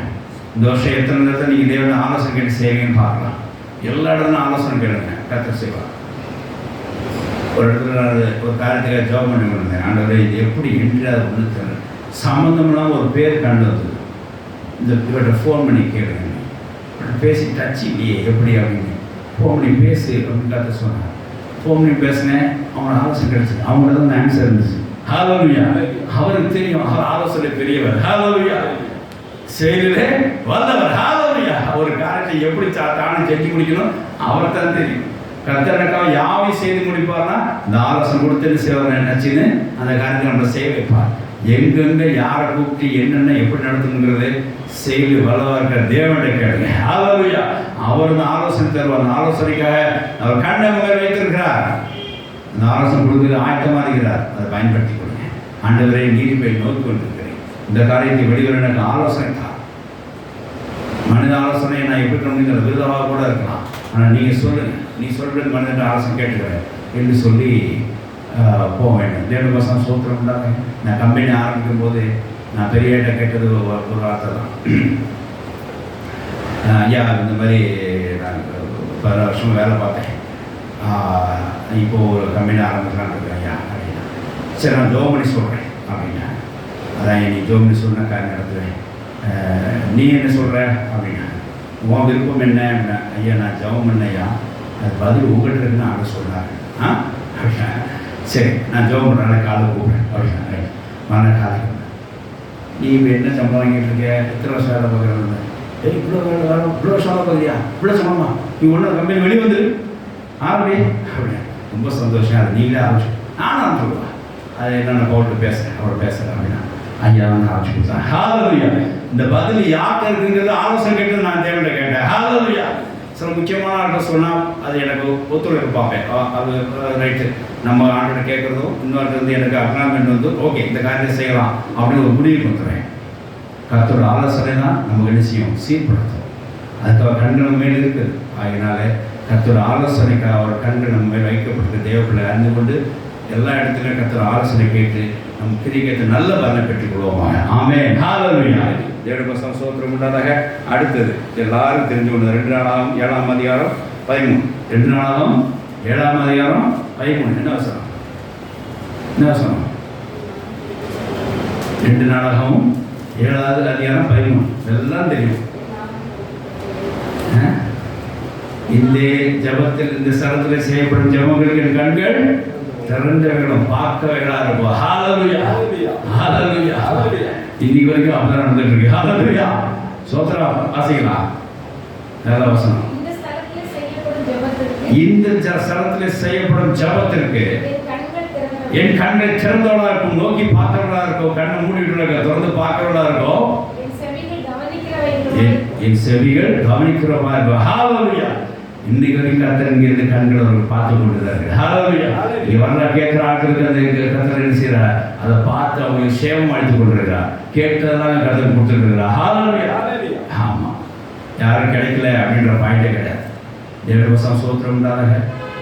அதில் சாட்சியாக இருக்கிறேன். இந்த வருஷத்தில் போன வருஷத்தில் கர்த்தர் இங்கே வந்து கேட்ட ஜபங்களுக்கு எல்லாம் பதில் கொடுத்தார். எல்லாத்துக்கும் கர்த்தர் விளக்கம் கொடுத்தார், ஆலோசனை கொடுத்தார், ஆசை கொடுத்தார். இந்த ஸ்தலத்திலே நீங்கள் ஜெபிக்கிற ஜபங்களுக்கு கர்த்தர் கண்கள் திறந்துடலாம். அப்போது என்ன தெரியுது அப்படின்னா, கர்த்தர் உங்கள் ஜபங்கள் மேலே கண்ணோக்கமாக இருக்கிறார். நீ எப்படி ஜெபிக்கிறேன்னு பார்க்குறாரு. உங்கள் ஜபத்து மேலே ஒரு கண் வச்சுருக்காருங்க. நீ ஜபத்தை விட்டு விடாதீங்க. ஜபத்து மேலே ஒரு கண் வச்சுருக்கிறார். காலை மாலை நீ என்னென்ன ஜெபிக்கன்னு பார்க்குறாரு. அவர் ரொம்ப கவனமாக இருக்கிறார். அது பிள்ளைகளுக்கெல்லாம் கற்றுச்சு. எனக்கு நான் காலையில் கிருபா ஜபம் பண்ண சொல்கிற ரீசனாக தான். அவன் ஜபம் பண்ணுறான்னா நான் பார்க்கணும்னு விருப்பப்பட்டானா என்ன பண்ணுறது? ஏன் ஜபம் பண்ண சொல்லணும்? காசாக பணமாக ஜபம் பண்ண சொல்லுவோம். ஒரு பயப்பதை ஜெபம் அவனை ஜெபிக்க சொல்கிறேன். அதான் முக்கியம். எல்லாரும் நீ ஜபம் பண்ணணும். அவர் பார்க்குறாருங்க. நீ ஜபம் பண்ணுறீங்க பார்க்குறாரு. அதனால நீங்கள் ஜபம் பண்ணுறதுக்கு மேலே ஒரு கர்த்தரை உங்களுக்கு கண்ணை வைத்திருக்கிறார். எப்படி ஜபிக்கிறீங்க, என்ன காரியம், ஏன்னா கண்ணை திறந்து பார்க்குறாருங்க. ஜபம் பண்ணியா அவங்க கண்ணை மூடி தூங்குற மாதிரி இருக்கார். சார் ஃபுல் நைட் பேரில் பார்த்துருங்க பார்த்தீங்களா? வாடி வச்சுட்டு பார்த்தீங்கன்னா அமேன் அப்படிப்பா. அவர் என்ன ஜோப் பண்ணால் இவங்களுக்கும் தெரியாது. ஆமேன் மட்டும் பெருசாக வரும். அடுத்த ஜோப் அடுத்த அவருக்கு தான் இந்த சன்னத்தில் கொட்டாரு.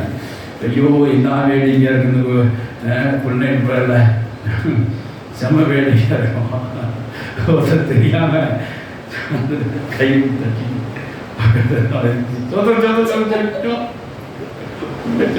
சொன்னதையா ஐயா ஜெபம் பண்ண சொன்னாங்கன்னு சொல்லி நம்ம தூக்கிட்டு இருக்கிறோம். பக்கத்துல இருந்து ஆளை எழுப்ப சொன்னாங்க.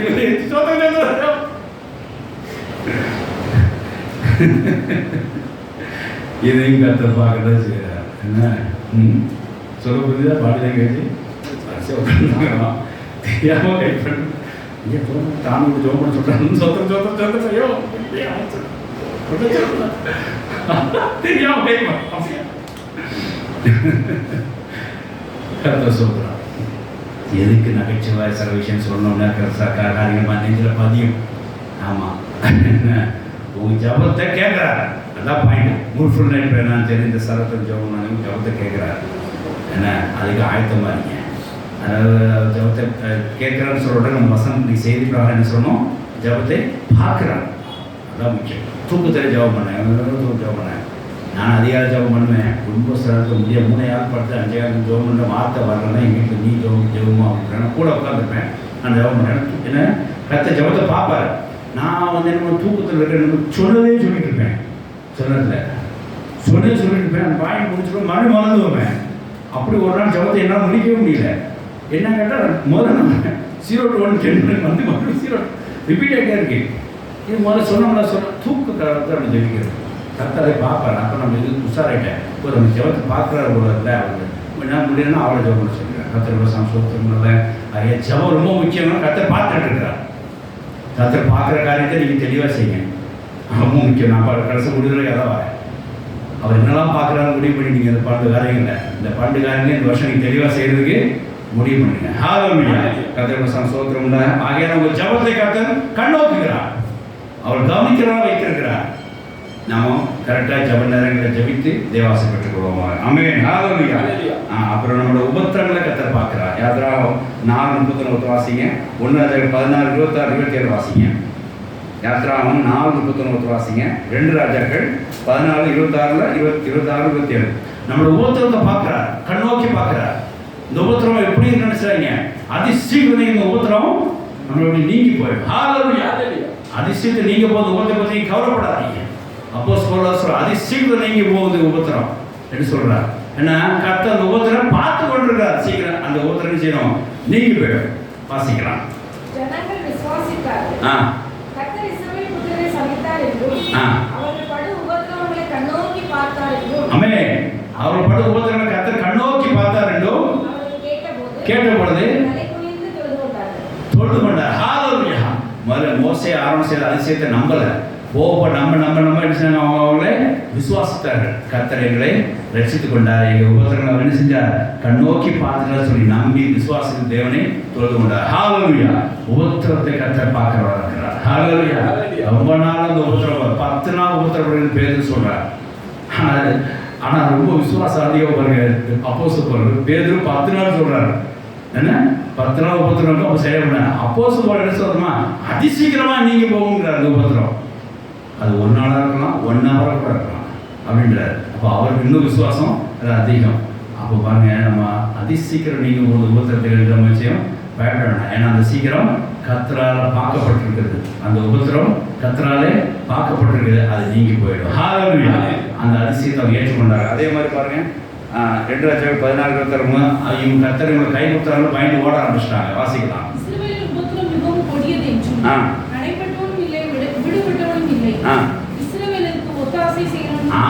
அங்க இஸ்ரவேல் ஒத்தாசை யாருமே இல்லை என்று கர்த்தர் பார்த்தார். சொல்லாமல் எரேமியா கையால் அவரை ரட்சித்தார். ஹalleluya. அங்கே இந்த உபத்திரத்தை மோசே கொண்டு தேவன் ரட்சித்தார். அந்த உபத்திரத்தை கண்ணோக்கி பார்த்தார். இங்கே இஸ்ரவேல் ஜனங்க படுறதோ அவங்களுக்கு கை கொடுக்க ஆளும் இல்லை, அவன் தூக்கியோட ஆளும் இல்லை. கர்த்தர் பார்த்தார். உடனே என்ன செய்தார்? அந்த உபத்திரத்தை பார்த்தார். பார்த்த உடனே செஞ்சார், யோசியாவோட மகனை கொண்டு அங்கே அந்த உபத்திரத்தை நீங்க கர்த்தராக ரட்சித்தார். ஹalleluya. உங்க உபத்திரத்தை யாரை கொண்டு நிச்சயமாக கர்த்தர் செய்வார்? ரட்சகா இயேசு கொண்டு உங்க உபத்திரத்தை கர்த்தர் நீக்கி போடுவார். ஏன்னா அந்த உபத்திரம் என்ன செய்யறார்? பார்த்து கொண்டு இருக்கிறார். ரொம்ப உபத்திரமா இருக்குங்க அந்த கேஸ். பயப்படாதீங்க. இந்த வருஷம் அது ஒரு வழியாக ஆயிடும். ஹalleluya. கர்த்தர் அந்த காரியத்தை பார்த்து கொண்டிருக்கிறார். அவர் பார்க்கிறார். பயப்படாதீங்க. யாரை கொண்டாவது அந்த ரிலீஸ் பண்ணி விட்டுருவார். அவங்க அந்த வசனம் மாதிரி வாசித்து பாருங்க, வேகமாக வாசிங்க, நிதானம் வாசிங்க. இஸ்ரவேலில் ஆ உபத்திரம் மிகவும் கொடியது என்றும். பாருங்க, எந்த வார்த்தையும் அழுத்தி வாசிக்கல. இஸ்ரவேலில் உபத்திரம் கொடியது என்று சொல்லி செஞ்சார். பாருங்க, கொடியது என்றும் அடைப்பட்டவனும் இல்லை. இஸ்ரவேலில் உபத்திரம் கொடியது என்றும் ஆ அடைப்பட்டவனும் இல்லை, அடைப்பட்டவனும் இல்லை, விடுபட்டவனும் இல்லை, அல்லது விடுபட்டவனும் இல்லை, இஸ்ரவேலுக்கு ஒத்தாசை செய்கிறவனும் இல்லை. இதான் முக்கியம். ஒத்தாசை இல்லாமல் சில காரியங்கள் உபத்திரம் இருக்கலாம். பெரிய உபத்திரமா இருக்கு, அதெல்லாம் சரியாயிடுது, ஒன்று மட்டும் கிளியர், பெரிய உபத்திரமா இருக்கு. ஒத்தாசை பண்ண யாருமே இல்லை, பயப்படாதீங்க. ஹல்லேலூயா. அந்த உபத்திரம் தேவன் ஒரு கண்ணை வைத்து கொண்டு தான் இருக்கிறார். ஹல்லேலூயா. அப்படி இருந்துச்சு, நான் என்ன பண்ணுவேன்? கர்த்தர் பார்த்தார். இஸ்ரவேலின் பேரை பாருங்க, ஒத்தாசையில் யாருமே இருந்து கர்த்தர் பார்த்தார், அந்த உபத்திரத்தை பார்த்தார். இஸ்ரவேலின் பேரை வானத்தின் கீழ் இருந்து குலைத்து போடுவேன் என்று கர்த்தர் சொல்லாமல், யோவாசின் இந்த உபத்திரத்தில் அவன் சுத்தமாக காணாம போக பண்ணாமல், கர்த்தர் சொல்லாமல், யோவாசின் குமாரனாகிய எரேமியா கையினாலே அவர்களை ரட்சித்தார். ஹல்லேலூயா. அப்படி இஸ்ரவேல் நம்ம அழிந்து போக அப்படியே பாதுகாத்து கொண்டார். தேவன் சோதரம் உண்டாக இந்த வருஷம் ஏதாவது உபத்திரம் நினைச்சிங்கன்னா, அது ஒத்தாசை நினைச்சுன்னா பயப்படாங்க. கர்த்தர் கண்கள் மேலே இருக்கு, கர்த்தர் எப்படி அதை ரட்சிப்பார். ஆமென். ஹல்லேலூயா. அதன் விடுதலை தருவாராக. கர்த்தர் உபத்திரத்தை காண்கிற தேவனா இருக்கிறார். ஹல்லேலூயா. அதை அதில் மீட்டுக் கொள்கிற தேவனா இருக்கிறார். ஆமென். ஹல்லேலூயா. அடுத்த வாசிக்கலாம். கர்த்தர் உங்களை பாவத்தை உணர்த்திற்காக கண்ணை மேலே வைத்திருக்கிறார். நல்லா பார்த்துங்க, முக்கியமான சப்ஜெக்ட். பாவத்தை உணர்த்துக்காக தேவன் கண் மேலே வைத்திருக்கிறார். தேவன் உங்களை பார்த்தா ஒழிய உங்க பாவம் உங்களுக்கு தெரியாது. தேவஜனங்களை கேட்டுக்கோங்க, கர்த்தர் உங்களை பார்த்தா ஒழிய உங்க பாவம் உங்களுக்கு தெரியாது. கர்த்தர் காணலைன்னா நீங்க செய்த பாவம் உங்களுக்கு தெரியும் தெரியாது. கர்த்தர் பார்க்கும் போதும் தெரியும், அது நம்ம செஞ்ச பாவம். ஹல்லேலூயா. ரொம்ப கவனமா இருக்க வேண்டும். வாசிக்கலாம். ஆதியாகமம் 3ஆம் அதிகாரம் 9ஆம் வசனம். ஆதியாகமம் 3ஆம் அதிகாரம் 9ஆம் வசனம். லூக்கா 22:62. வேகமாக வாசிங்க.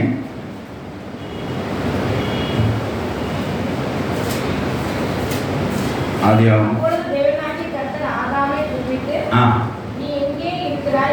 ஹல்லேலூயா. ஆதாமை பார்க்கறதுக்கு தேவன் கண் வைத்தார், கண் நோக்கினான். ஆதாமே கண் நோக்கினான். அவன் அங்கே என்ன செய்யல? இல்லை, தேவ சமூகத்தில் அவன் இல்லை. ஏன் இல்லை? அது முந்தின வருஷம் வாசித்து பாருங்க, அது 8 வாசிங்க. தேவ சமூகத்தில் இல்லை.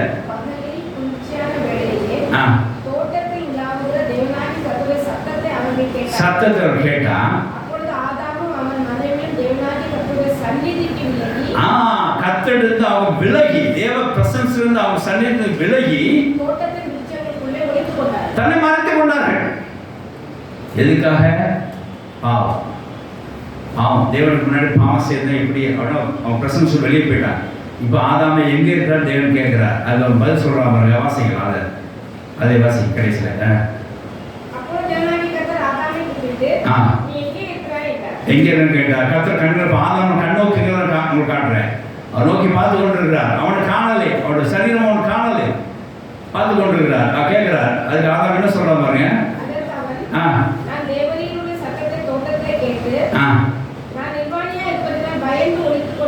நான் இப்ப பயந்து ஒழித்து கொண்டேன். அதுக்கு தேவன் என்ன சொல்றா தெரியுமா? வாசிக்கலாம்.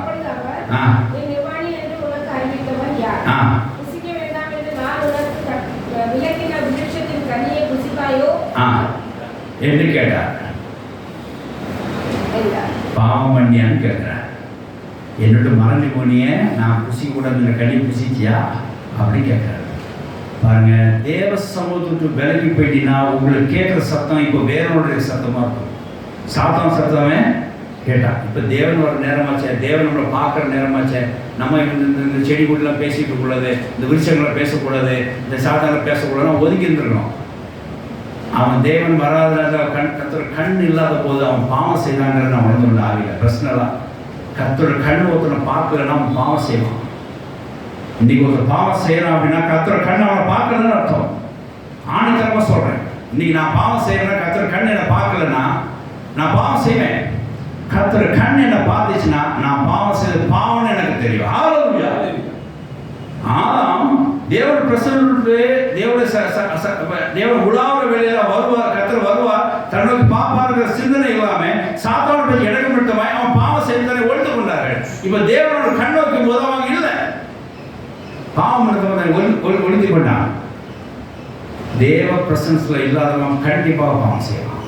நிச்சயமா தேவ பிரசன்ஸ்ல உள்ளவன் பாவம் என்னன்னு அவனுக்கு உணர்த்தப்படும். ஹல்லேலூயா. மறுபடியும் தேவன் வரவ கேட்ட கேள்வி என்ன தெரியுமா? நான் புசிக்க கூடாது சொன்ன அந்த கனியை புசித்தாயோ என்று தான் கேட்டார். ஆமா, இந்த ஸ்திரீ கொடுத்தா அப்படின்னு, நானும் புசித்தேன் அப்படின்னு. அந்த ஸ்திரீக்கு கேட்டா இந்த சர்ப்பை என்னை வஞ்சித்தது என்று சொன்னான். 7 வருஷம் சோத்திரம் இல்லாதங்க. கர்த்தர் பார்த்தா ஒழிய நம்ம பாவம் நமக்கு தெரியாது. பசுத்தோயம் வரும்போது தான் பாவத்தை கடிந்து உணர்ந்து நமக்கு புத்தி சொல்வார். இதெல்லாம் ஒரே வசனம் தான். கர்த்தர் பார்த்தா ஒழிய பாவம் என்னன்னு தெரியாது. தேவன் வந்து பார்த்தாரு, ஆதாம பார்த்த உடனே இது செஞ்சா அவன் கேட்டா, அப்போ அது பாவம்னு தன்னை உணர்ந்து பண்ணான். அவன் ஆண்டவர் பேச்சை மீறிட்டனே அவன் உணர்ந்து பண்ணான். அப்போ முதல்ல பாவம் செய்யும் போது அவன் என்ன ஸ்டேஜ் இருப்பான்? கர்த்தர் கண்ணில் விட்டு விலகி இருந்திருக்கிறான். அதனால கர்த்தர் கண்ணில் இருந்துச்சுன்னா இப்போ பார்ப்பானா, இந்த பாவம் செய்வானா? நான் ஆண்டவர் பேசிட்டு இருக்கேன், யாரும் பேசுறாங்க அப்படின்னு அவன் சொல்லுவான். ஆனால் இங்கே அப்படிதான் நடக்குது. தேவன் பேசுன நேரத்தில் வேற யார்கிட்ட பேசிட்டு இருக்கோம். கர்த்தர் கண் உங்க மேல இருக்குது, வேற யாருக்கும் சத்தம் கொடுக்காதீங்க. தேவனோட பேசுன நேரத்தில் வேற யாருக்கும் சத்தத்தை கொடுக்காதீங்க. கர்த்தர் கண் ஜெபம் நீங்கள் பண்ணுவீங்க, கண் நோக்கமாக இருக்கிறார். அந்த இடத்துல போய் வேற இடத்துல போய் பார்த்துட்டு இருக்கிறோம். ஒருத்தர் 11:45 கரெக்டாக ஒருத்தர் போக முடியாது. எனக்கு ஃபோன் அடிச்சபடியே 12:10 வரைக்கும் பேசிட்டே இருப்பார். என்னென்ன இந்த சத்தத்தை கேட்க முடியாது. கேட்டு முடிச்சோடனே எனக்கு ஒரு நெகட்டிவ் உண்டாகும். 12 மணிக்கு நான் சோத்தம் சொல்லுவேன், 3 சோத்து துதி சோத்தம் சொல்லுவேன். அதை கெடுக்கையிலே ஒரு சத்தம் வரணும். அப்போ உஷாராக இருப்போம். 11:55 தேவன் நம்ம கண்ணில் வைப்பார். 12 மணிக்கு ஜபத்தாட்டு 3 சோத்தம் சொல்லுவேன். அதுக்கப்புறம் ஃபோன் எடுப்பேன். இதெல்லாம் பாருங்க, இதெல்லாம் நமக்கு டிஸ்டர்ப் பண்ண முடியாது. நம்ம தேவ சன்னி விட்டு விலகி இருக்கும்போது பாவம் பண்ணுற சூழ்நிலை நிறைய இருக்குது. இப்படி புரியுமா வச்சுக்கணும். நம்ம பாவம் பண்ணுறோம்னா தேவ சன்னி விலகி இருக்குன்னு சொல்லி அர்த்தம். இந்த ஆதாம் ஒரு காரியத்தை நிமித்தமாக. ஆகையினால கர்த்தருடைய கண் நம்முடைய சரீரத்தை தேடிக்கொண்டிருக்கு. நம்ம சரீரம் என்ன பண்ணிட்டு இருக்கு என்கிறது பார்க்குறார். இந்த சரீரம் தேவ பிரசன்ஸில் இருக்கா, வெளியே இருக்கா? இந்த சரீரம் இன்னைக்கு ஆலயத்தில் இருக்குதா, வெளியே இருக்குதா? எங்கள் மாமியார் வீட்டுக்கு வந்தாங்க, எப்படி இருந்துச்சு, வெளியே போய் போனான். ஆனால் ஒரு பழைய உபதேசம்னு சொன்னாங்க. உள்ளவா, பாளையத்தை விட்டு புறமே போகக்கூடாது அப்படின்னு சொன்னாங்க. ஒரே சிரிப்பு. என்ன ஆதிகாலத்து வார்த்தைகளாக ஆட்சி பேசுறது வீட்டு எனக்கு அதுக்கு வேறு சிரிப்பு. நீங்கள் செல்லம் கொடுக்குறீங்க, அதனால் வெளியே போகிறாங்க. எங்கள் பாஸ்டர்லாம் அப்படிதான், பாளையத்துக்கு ஒரு பெடி வெளியே கூட சொல்லுவாங்க. நீங்கள் என்ன பிள்ளை வெளியே விட்டாட விட்டுருக்கீங்க? எனக்கு ஒரே சிரிப்பு. பாளையத்துக்கு உண்மையாக அப்படிதாங்க. தேவ சன்னியாசத்தை தெரிஞ்ச வெளியே விலகி நிற்கக்கூடாது. அங்கே தான் ஒரு பூச்சி மேலேருந்து கீழே விடும். இங்கே விடாது, இங்கே விடாது. தாவீது சவுல் சேர்ந்துருக்கும் போது சவுலுக்கு ஒன்றுமே ஆகலை. சவுலை விட்டு தாவீதை விட்டு சவுல் பிரிஞ்சோன்னா பொல்லாதவன் உள்ள வரும். அவன் வந்து மியூசிக் வாசிக்கிறான். உடனே என்ன செய்யல, இவனுக்கு அமைதியாக சமாதானமாக சவுல். அந்த ஆவி தாவீது வெளியே போன உடனே தாவீதை கொல்லணும்னு சவுலுக்கு தோணுது. இப்படிதான் பாடைக்கு புறமே போனாலும் எல்லா தாக்கமும் உண்டாகும். சாம்பார் ஸ்டாண்டிங் மெட்ராஸ் சொல்லுவாங்க. ஆலயத்துக்கு உள்ள வரைக்கும் சாம்பார் கூட வருவாங்க. உள்ளே வந்தோடனே சாப்பிட மாட்டான். இங்கே தேவன் பார்த்துக்கூடாது. வெளியே போனால் அப்படி சாப்பிட கையை பிடிச்சி உங்களுக்கு கூட்டுக்கிறோம், பார்த்துக்கோங்க. இங்கே இருக்கிற வரைக்கும் உங்களுக்கு பாதுகாப்பு, தேவ பிரசன்ஸ். வெளியே போகும்போது ரொம்ப கவனமாக நிறைய சொல்கிறேன். ஆதாம் ஏவாள் வந்து தேவன் உலாவுற நேரம் வரும்போது அங்கே தான் இருந்திருக்கணும். இவங்க போய் தேவையில்லாம கண்ணி பிடிச்சிருக்கோம். அதான் ரீசன். முதல்ல கர்த்தர் கண் நம்ம பார்த்து கொண்டு இருக்குது. மதிய சூழ்நிலை 2 இடத்துல மதியம் வரும். வேதப்பட வரையும் பார்த்தா தெரியும். பகல் பிடிச்சாலும் 2 இடத்துல வரும். பகல் பிடிச்சாலும் தேவன் பேசுகிற நேரமா. எப்போவும் தேவன் ஆதாம் ஏவாளை அந்த சரீரத்தை கண் நோக்கிறார். நான் சொல்கிற புரிஞ்சுதான். ஆதாம் ஏவாளை தேவன் எப்போ கண் நோக்கிறார்? பகல் பிடிச்சால் வேலையில பார்த்து கொண்டு இருக்கிற நேரம். அந்த நேரத்தில் சத்தம் கேட்டு பாவம் பண்ணி தன்னை மறைச்சு கொண்டார். 7 வருஷம் சோத்து கொண்டார். கர்த்தர் நம்மளை பாவம் பண்ணுறாரா இல்லையான்னு பார்க்குறாரு. ரொம்ப முக்கியம். கர்த்தர் பார்த்தாவது தான் தெரியும் நம்ம பாவம் பண்ணோமா இல்லை. அது வரைக்கும் நம்ம பண்ணுறது சரின்னு சொல்லிட்டு தாங்கோடு தெரியுமா தெரியும். கர்த்தர் பார்க்கும்போது தான் தெரியும் அது பாவம். உங்களுக்கு இன்னும் உதாரணத்துக்கு இன்னும் வருஷம் சொல்ல பாருங்க. லூக்கா 22 சட்டன் வாசிக்கணும்.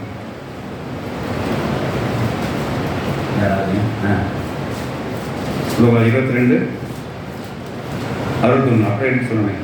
102 கொஞ்சம் 6-19 கை வச்சுக்கோங்க. பேது மறுதளிச்சு போன உடனே கர்த்தர் நோக்கி பார்த்தார். பேது அப்பதான் மனம் கசந்தாருதான்.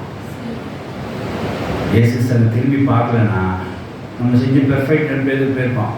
பார்த்தோன்னே சேவல் கூடிச்சு, சரிதான் நம்ம மறுதளிச்சது பாவம் தான் என்று. கர்த்தர் பார்க்கும்போது தான் தெரியும் நம்ம பாவம் பண்ணது பாவமாக இல்லையான்னு. கர்த்தர் உங்களை நோக்கி பார்த்து கொண்டிருக்கிறார். நீ கவனமாக இருங்க. நீங்கள் பாவம் துணிச்சலாக பண்ணுறீங்க அப்படின்னா கர்த்தர் சமூகத்துக்கு விலகி போயிட்டீங்க. அவர் கண்ணிலிருந்து நீங்கள் விலகி போயிட்டீங்க. அவரோட விஷயம்லேருந்து நீங்கள் தூரம் போயிட்டீங்க. அதனால் பாவம் செய்றீங்க, நீங்கள் அறிந்து கொள்றீங்க. ஏன்னா கர்த்தர் அந்த பாடியை பார்க்குறார். உங்கள் சரீரத்தை அவங்களோட சிருஷ்டியை பார்க்க வருவார். தம் சிருஷ்டியை அவங்களோட சிருஷ்டியை தேசமாய் பார்க்க வருவார். தான் சிருஷ்டியை அவங்களோட சிருஷ்டியை பேசக்கூடியாய் அணைத்துக் கொள்ளும்படியாய் அவர் என்ன செய்வார், பார்க்க வருவார். அப்போ நீங்கள் மறைச்சி கொள்கிற சூழ்நிலை இருந்துச்சு அப்படின்னா நீ தேவசோட விலையை பாவம் பண்ணிக்கிறனால அது பார்க்க முடியாமல் போயிடும்.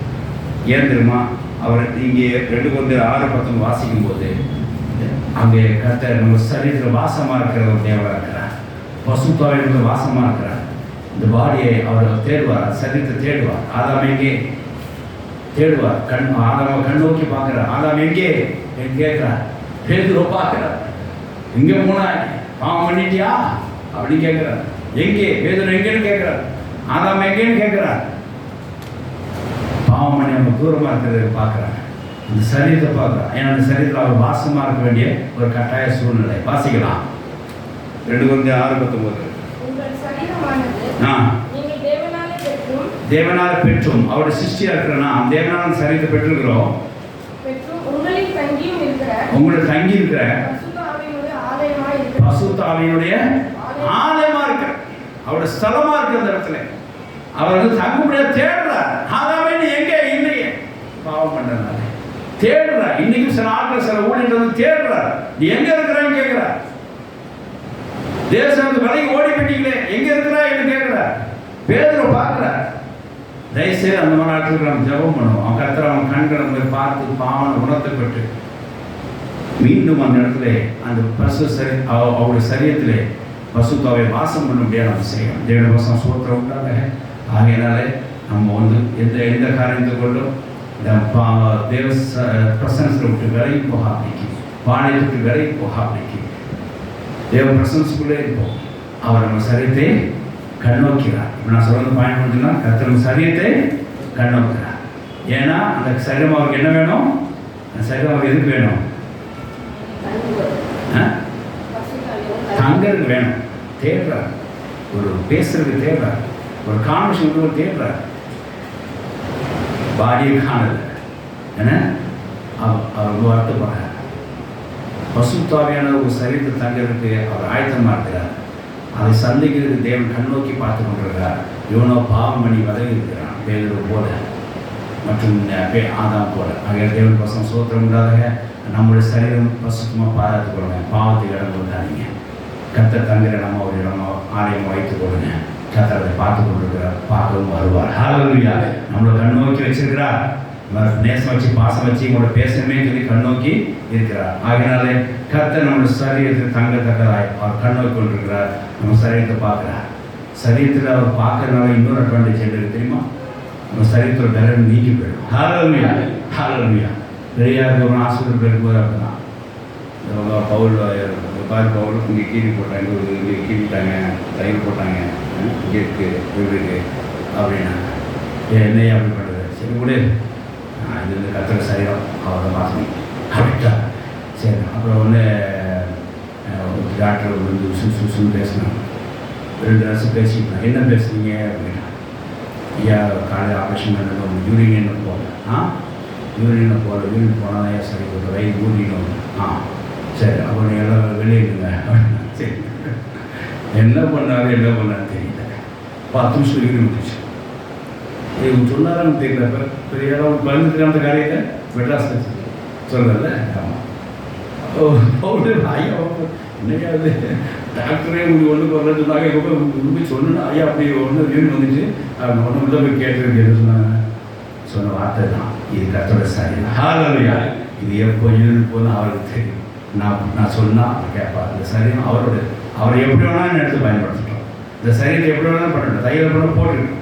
யூரின் போகணும் போக சொல்கிறேன். என்னோட அதெல்லாம் இருக்கணும். இந்த சரீரம் கர்த்தரோட சரீரமானது. அவர் தான் ஏற்கிறார். நான் ஒன்றும் கவலைப்படுறது. சரியாக இருந்தால் அவருக்காக ஊழியம் செய்கிறேன். அவ்வளோதான் அப்படின்னு சொன்னார். எனக்கு ரொம்ப உற்சாகமாக இருந்துச்சு. ஓஹோ, இந்த சரீரம் அவரோடங்கிறது எங்களுக்கு அப்போ தான் எங்களுக்கு புரியுது, அப்படியே இருக்கும்போது அப்படின்னு. அதனால் இந்த சரீரத்துக்கு நோய் வருது, பலவீனம் வருது, எல்லாம் பயப்படாதீங்க. கர்த்தர் வாசம் பண்ணுறது சரீரமாகும். ஹல்லேலூயா. இந்த சரீரத்தை கண்ணோக்கி பார்த்துட்டு இருக்கிறார். இந்த சரீரத்தை பாவம் பண்ணாமல் பார்த்து கொண்டிருக்கிறார். ஹல்லேலூயா.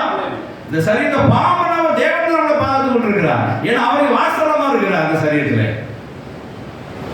அதுக்கு மீறி நாம் என்ன செய்கிறோம்? தேவசேனத்துக்கு விலகி போய் அந்த பாவம் பண்ணுறோம். கத்தை கண்பான்றது விலகி போய். ஆனால் கத்தை நல்ல மறுபடியும் ஒரு பார்வை பார்க்குறார். நானும் பாவம் செய்தியான ஆமாண்டவரே வா, மறு பேர் ஒரு சேர்த்து கொடுக்குறார்.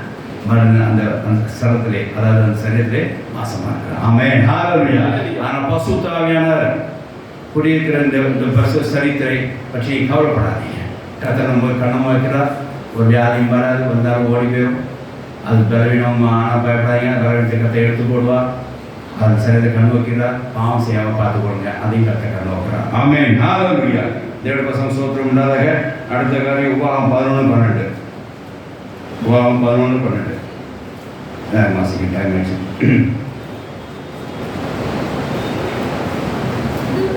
தேவனாய கர்த்தர் விசாரிக்கிற தேசம். வருஷத்தின் துவக்கம் முதல். தேவனாய கர்த்தர் விசாரிக்கிற தேசம். வருஷத்தின் துவக்கம் முதல் வருஷத்தின் முடிவட்டது. வருஷம் ஃபுல்லாவே உங்களுக்கு எப்பொழுதும் தேவனுடைய கண்கள் அதுமே வைக்கப்பட்டிருக்கோம். ஹல்லேலூயா. என்ன அர்த்தம் தெரியுமா? இஸ்ரவேல் ஜனங்கள் தேசத்துக்கு அந்த கூட்டு போறார். அங்க பாலம் தேடி ஓட தோசம் அங்க தேசமா இருக்கிறது. அங்க செழிப்புள்ள தேசமா இருக்கிறது. அந்த செழிப்புக்கு என்ன வேணும்? மழை வேணும். மழை வேணும். அதுக்கு என்ன செய்யறார்? தேசத்து மேல கண்ணா இருக்கிறார். எப்பவும் தேசத்திலே ஒரு செழிப்பை கட்டணும். ஏன்னா அங்க செழிப்பை கட்டுட்டா தாம் மக்கள் எப்படி இருப்பாங்க? செழிப்பாங்க. வருஷத்துக்கு துவக்கம் முடிவு வரட்டும், கர்த்தர் தேசத்துல கண்கள் இருக்கும். ஏன் அப்படின்னா அங்கே அவங்க வேலை பார்க்குறாங்க ஜனங்கள். அந்த ஜனங்கள் செழிப்பா இருக்கும்படியாக அந்த இயற்கை காரியங்கள், அவங்க வேலை காரியங்களை நான் செஞ்சிருக்கிறேன், கண் நோக்கி பார்த்து அதை அனுக்கிரம் செய்கிறேன்னு சொல்லி கர்த்தர் சொல்கிறார்.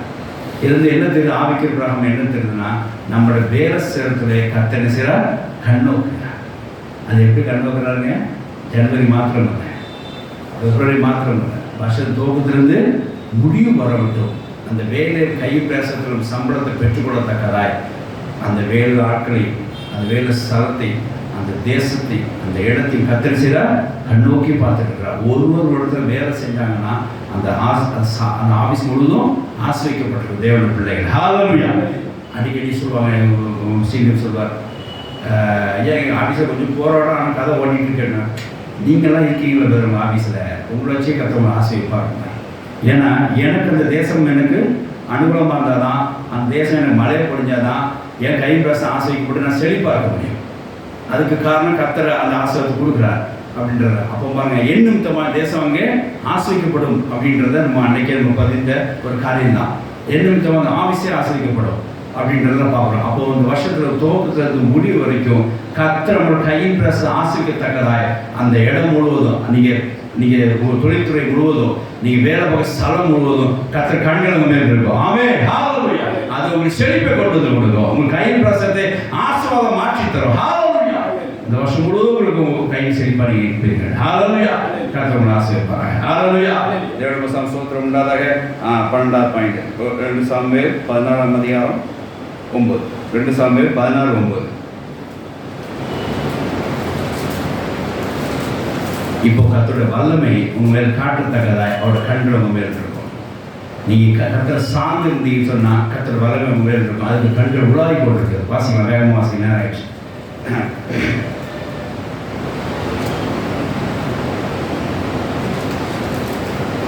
வாசிங்க. 1 பேர் 3:12 இருக்குதுங்க. 2 சாமுவேல் 16:9. இந்த ஆளாகமா நான் சொல்கிறேன். கரெக்ட். நம்முடைய வல்லமை விளங்கப்படும்படியாக கர்த்தர்கள் பூமிக்கு உலா கொண்டிருக்குது. இந்த இடத்துல நீ புத்தீனமாக செய்தீர்கள். என்ன தெரியுமா? அது அசிரிய ராஜாக்கள் பணம் அதுக்கு முன்னாடி உள்ள படைகள் வரும்போது கர்த்தர் நீ சார்ந்ததுனால அதை உனக்கு ஈஸியாக கர்த்தர் உன் கையில் ஒப்படைச்சா. ஆனால் அசிரியா கூட நீ சேர்ந்ததுனால கர்த்தர் உன் கையில் இப்போ அதை ஒப்படைக்கலை. தான் வல்லமை விளங்குற கண்கள் உருளாய் கொண்டிருக்கிற நீனோ வேற ஆளோட சேர்ந்த இந்த வசவாசியும் புரியும். இந்த வசவாசியும் மிகவும் ஏராளமான இளதவர்களும் ஆ. குதிரை வீரர்களும் உள்ள எத்தியோப்பியரும் நூபியரும் ஆ. மகா சேனையாய் இருந்தார்கள் அல்லவா? எத்தியோப்பியர் எவ்வளவு பெரிய சேனை இருந்தாங்க, அவ்வளவு குதிரை இருந்துச்சு. நீர் கர்த்தரை சார்ந்து கொண்ட போதும் கர்த்தர் சார்ந்து கொண்டிருக்கும் போது அவர்களே உங்கள் கையில் ஒப்பு கொடுத்தாரே. அவர் மேல ஒப்பு கொடுத்தாரு. நீ கர்த்தர் சார்ந்து இருக்கும் போது அவருடைய கண்கள் உங்க மேல இருந்ததுனாலே, கர்த்தரை சார்ந்து கொண்டிருக்கும் கர்த்தர் கண்கள் உங்க மேல இருந்ததுனாலே தன் வல்லமை என்ன வெளிப்படுத்தினார். நீ அவனை ஈஸியா கர்த்தர் ஒப்படைச்சா. இப்ப அடுத்தத பாருங்க, அசீரிய ராஜா. சமீபத்தில் உத்தம இதயத்தோடு இருக்கிறவர்களுக்கு தம்முடைய வல்லமையை விளங்கும்படி கர்த்தரை கண்டு பூமியைக்கு உலாவிக் கொண்டிருக்குது. இந்த விஷயத்தில் மதி இல்லாதவராய் மதியெல்லாம் இருந்து என்ன நடந்து பாருங்க. ஆகையால் இது முதல் கொண்டு நோக்கி விட்டவர்கள் நேரிட்டார். அசீரிய ராஜா கூட போய் அவர் என்ன செய்தாரு, சேர்த்தார். கர்த்தர் வசனம் சோத்திரம் உண்டாத.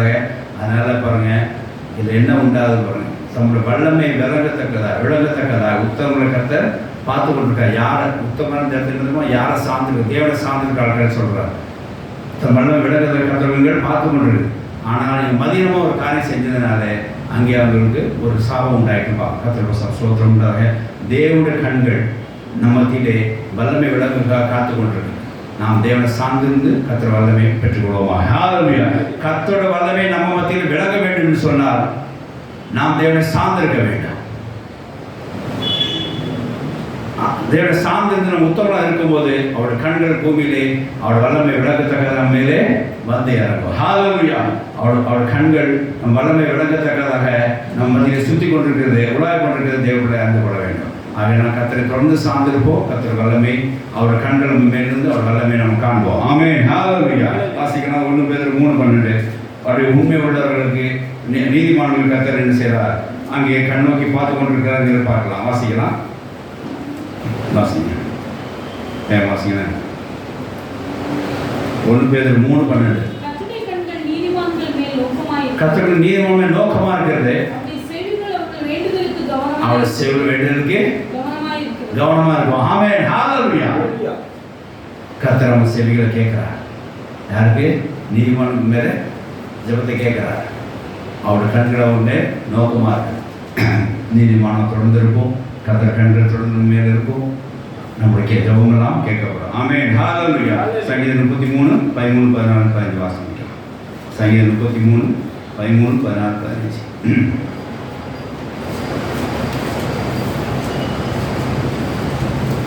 12 வாசி. கரெக்ட். சங்கீதம் 33 12 வாசி. கர்த்தருடைய கண்கள் நம்ம மேல பார்க்கறதுனால நமக்கு என்ன பிரயோஜனம்ங்கிறது அர்த்தம் அருமையாக போடப்படுறது. நாம கர்த்தருடைய கண்களை பார்க்கறதுனால நாம் பாக்கியம் உள்ளவர்கள் அர்த்தமாகும். எப்படிங்க? கர்த்தர் கண்கள் நம்ம மேல இருக்கிறனால, கர்த்தருடைய நம்முடைய இதயத்தை பார்க்கறதுனால, கர்த்தர் நம்முடைய கை அதாவது நம்முடைய நமக்காக தேசத்தை பார்க்கறதுனால, கர்த்தருடைய கண்கள் நம்ம பாவத்தில் இருக்கிறவங்க பார்க்கறதுனால, கர்த்தருடைய கண்கள் நம்முடைய நடைகளை பார்க்கறதுனால, கர்த்தருடைய நம்ம வழியை பார்க்கறதுனால, கர்த்தருடைய கண்கள் நம்ம கருவிலை பார்த்ததுனால, கர்த்தருடைய கண்கள் நம்முடைய உண்மையை பார்க்கறதுனால, கர்த்தருடைய நம்மளோட விசுவாசத்தை பார்க்கறதுனால, கர்த்தருக்கு நம்ம பிரேயத்தை பார்க்கறதுனால, நம்மளோட பிரேயரை பார்க்கறதுனால, கர்த்தருக்கு நம்ம உபத்திரத்தை பார்க்கறதுனால நாம தான் என்ன வரணும்? பாக்கியம் உள்ள ஜனமா. ஹல்லேலூயா. வாசிங்க 12 வாசிங்க. கர்த்தரை தமது தெய்வமாய் கொண்ட ஜாதியும், கர்த்தரை தம்முடைய தெய்வமாய் கொண்ட ஜாதியும், அவர் நமக்கு சுதந்திரமாய் தெரிந்து கொண்ட ஜனமும் பாக்கியம் உள்ளது. அவர் சுதந்திரமாய் தெரிந்து கொண்ட ஜனமும் பாக்கியம் உள்ளது. சொல்லிட்டு அடுத்த வசனம் வாசிங்க. கர்த்தர் வானத்திலிருந்து நோக்கி பார்த்து, இப்ப கர்த்தர் எப்படி பாக்கியம் உள்ளது பாருங்க. கர்த்தர் வானத்திலிருந்து நோக்கி பார்க்கிறார். ஹல்லேலூயா. தம் ஜனங்களை அதாவது கர்த்தரை தெய்வமாக கொண்ட ஜனத்தை கர்த்தர் என்ன செய்யறார்? நோக்கி பார்க்கிறார். எல்லா மனுபுத்திரையும் பார்க்கிறார். தாம் வாசமாய் இருக்கிற ஸ்தானத்திலிருந்து எல்லா மனுபுத்திரையும் கண்ணோக்கிறார். தாம் வாசமா இருக்கிற ஸ்தானத்திலிருந்து பூமியின் குடிகள் எல்லாரும் மேலும் கண்ணோக்கமா இருக்கிறார். தேவனுக்கு ஸ்தோத்திரம் உண்டாதாக. ஆகையினாலே நாம் பாக்கியமுள்ள ஜனங்கள். கர்த்தர் கண்கள் நம்மளை பார்த்து கொண்டிருக்கிறார். கருவிலே நம்ம அவர் கண்களை பார்த்து நம்முடைய இதயத்தை பார்க்கிறார், நம்முடைய தேடலை பார்க்கிறார், நம்முடைய விசுவாசத்தை பார்க்கிறார், நம்முடைய பிரேயரை பார்க்கிறார், நம்முடைய பாவம் செய்கிறவங்களை பார்க்கிறார், நம்முடைய உபத்திரத்தையும் பார்க்கிறார், நமக்கு செழிப்பு கொடுக்க முடியாத தேசத்தினுடைய காரியங்களையும் பார்க்கிறார், நம்முடைய உண்மையை பார்க்கிறார், நம்முடைய வழிகளை பார்க்கிறார், நம்முடைய நடைகளை பார்க்கிறார். அது ஏதாவது ஆலோசனை கொடுக்கணும்னா கண்கள் அது பேர் வைத்து அது அதையும் பார்க்கிறார். ஆலோசனை கொடுக்கறதாக கண்கள் அவங்க பேர் வைத்திருக்கிறார். குறிப்பாக அவரோட வல்லமை விளங்கத்தக்கதாய் நம்மளை பார்க்கிறார். கர்த்தர் அப்படியே நம்மளை கண்ணோக்குகிறார். நாம் பாக்கியமுள்ள ஜனங்கள். ஹalleluya. அதனால நாம் இந்த வருஷம் சந்தோஷப்பட்டு களி கொடுத்து கர்த்தர் என்ன பார்க்கிறாரியா, நான் பாவம் செஞ்சாலும் என்னை சரி செய்வார். கர்த்தர் என்ன பார்க்கிறாரியா, நான் வழி மாறி போனாலும் என்ன அவர் கண்கள் எனக்கு ஆலோசனை கொடுப்பார். கர்த்தர் என்னை இதயத்தை பார்க்கிறாரியா, அதில் தப்புனாலும் பாவரிக்கை செய்து சரியை சுத்தம் செய்வார். கர்த்தர் என்ன பார்க்கிறாரியா, அவர் என்ன நான் தேடுகிறத அவர் பார்க்கிறார். கர்த்தருடைய உண்மையை பார்க்கிறார். கர்த்தருடைய விசுவாசத்தை பார்க்கிறார். கர்த்தருடைய உபத்திரத்தை பார்க்கிறார். கர்த்தருடைய பெயரை பார்க்கிறார். நான் எதுக்கு கவலைப்பட போறதில்லை. ஏன்னா அவர் சிருஷ்டியாக என்னை கருவுக்கு உண்டாக முன்னாடி அவர் கண்களே கண்டது. இப்படி கர்த்தர் என்னை நான் என்ன அவைகளை உருவாக்க முன்னாடி அவர் என்னை பார்த்து கொண்டிருக்கிறாரே, இப்போது வரைக்கும் என்னை பார்த்து கொண்டிருக்கிறாரே, இந்த 2026 என்னை பார்த்து கொண்டிருக்கிறாரே, நான் சந்தோஷப்பட்டு களி கூறுவேன். நான் கர்த்தருடைய ஜனம், நான் பாக்கியம் உள்ளவன். அதனால என்னை நான் கர்த்தருடைய பாதையை விட்டு வெளியே போனாலும் உள்ளே கொண்டு வந்துடுவார். நான் பாவம் செஞ்சாலும் கர்த்தர் மறுபடியும் கண்ணை என்று நான் உள்ளே வந்து விடும். என் உபத்தங்கள் சரியாக்கப்படும். என் ஜபங்கள் கேட்கப்படும். என்னுடைய உண்மைக்கு அவர் ஆசீர்வதிப்பார். என்னுடைய சுத்தத்தை அவர் பார்க்கிறார். என்னுடைய விசுவாசத்தை பார்க்கிறார். நான் தேடுகிற காரியத்தை பார்க்கிறார். எல்லாம் கர்த்தர் வல்லமை விளங்கத்தக்க என்னை பார்த்து கொண்டிருக்கிறார். ஆகையினால கர்த்தர் கண் பார்வையில் இருக்கிறேன். ஹalleluya, ஹalleluya, ஹalleluya. கர்த்தருக்கு முன் நிற்கிறானா என்று சொல்லி எலியானை சொன்னார். நாம் தேவனோட பார்வையில் நிற்கிறோம். ஹalleluya. கர்த்தரை கண்டு நிற்கிறோம். இந்த வருஷமா அப்படிதான் நிற்க போறோம். ஹalleluya. கர்த்தர் தொடர்ந்து இந்த வருஷத்தை நம்ம கண்ணோக்கி பார்த்து நம்மளை ஆசீர்வதிப்பாராக. எல்லா காரியங்களும் கர்த்தர் நம்ம கூட இருந்து பாப்பா. என்னென்ன காரியங்கள் தான் 12 பாயிண்ட் பார்த்துட்டோம். எல்லா காரியங்களும் கர்த்தர் நம்ம கூட இருந்து நம்மளை சரி பண்ணி சிறப்படுத்தி பாதுகாத்து நம்மளை ஆசீர்வதிப்பார். தொடர்ந்து கர்த்தர் கண்கள் இருந்து நம்மளை ஆசீர்வதிப்பார். கர்த்தர் வார்த்தைகளும் ஆசீர்வதிப்பார். ஆமென். ஹalleluya, ஹalleluya. நாம அப்படி சோதிப்போம்.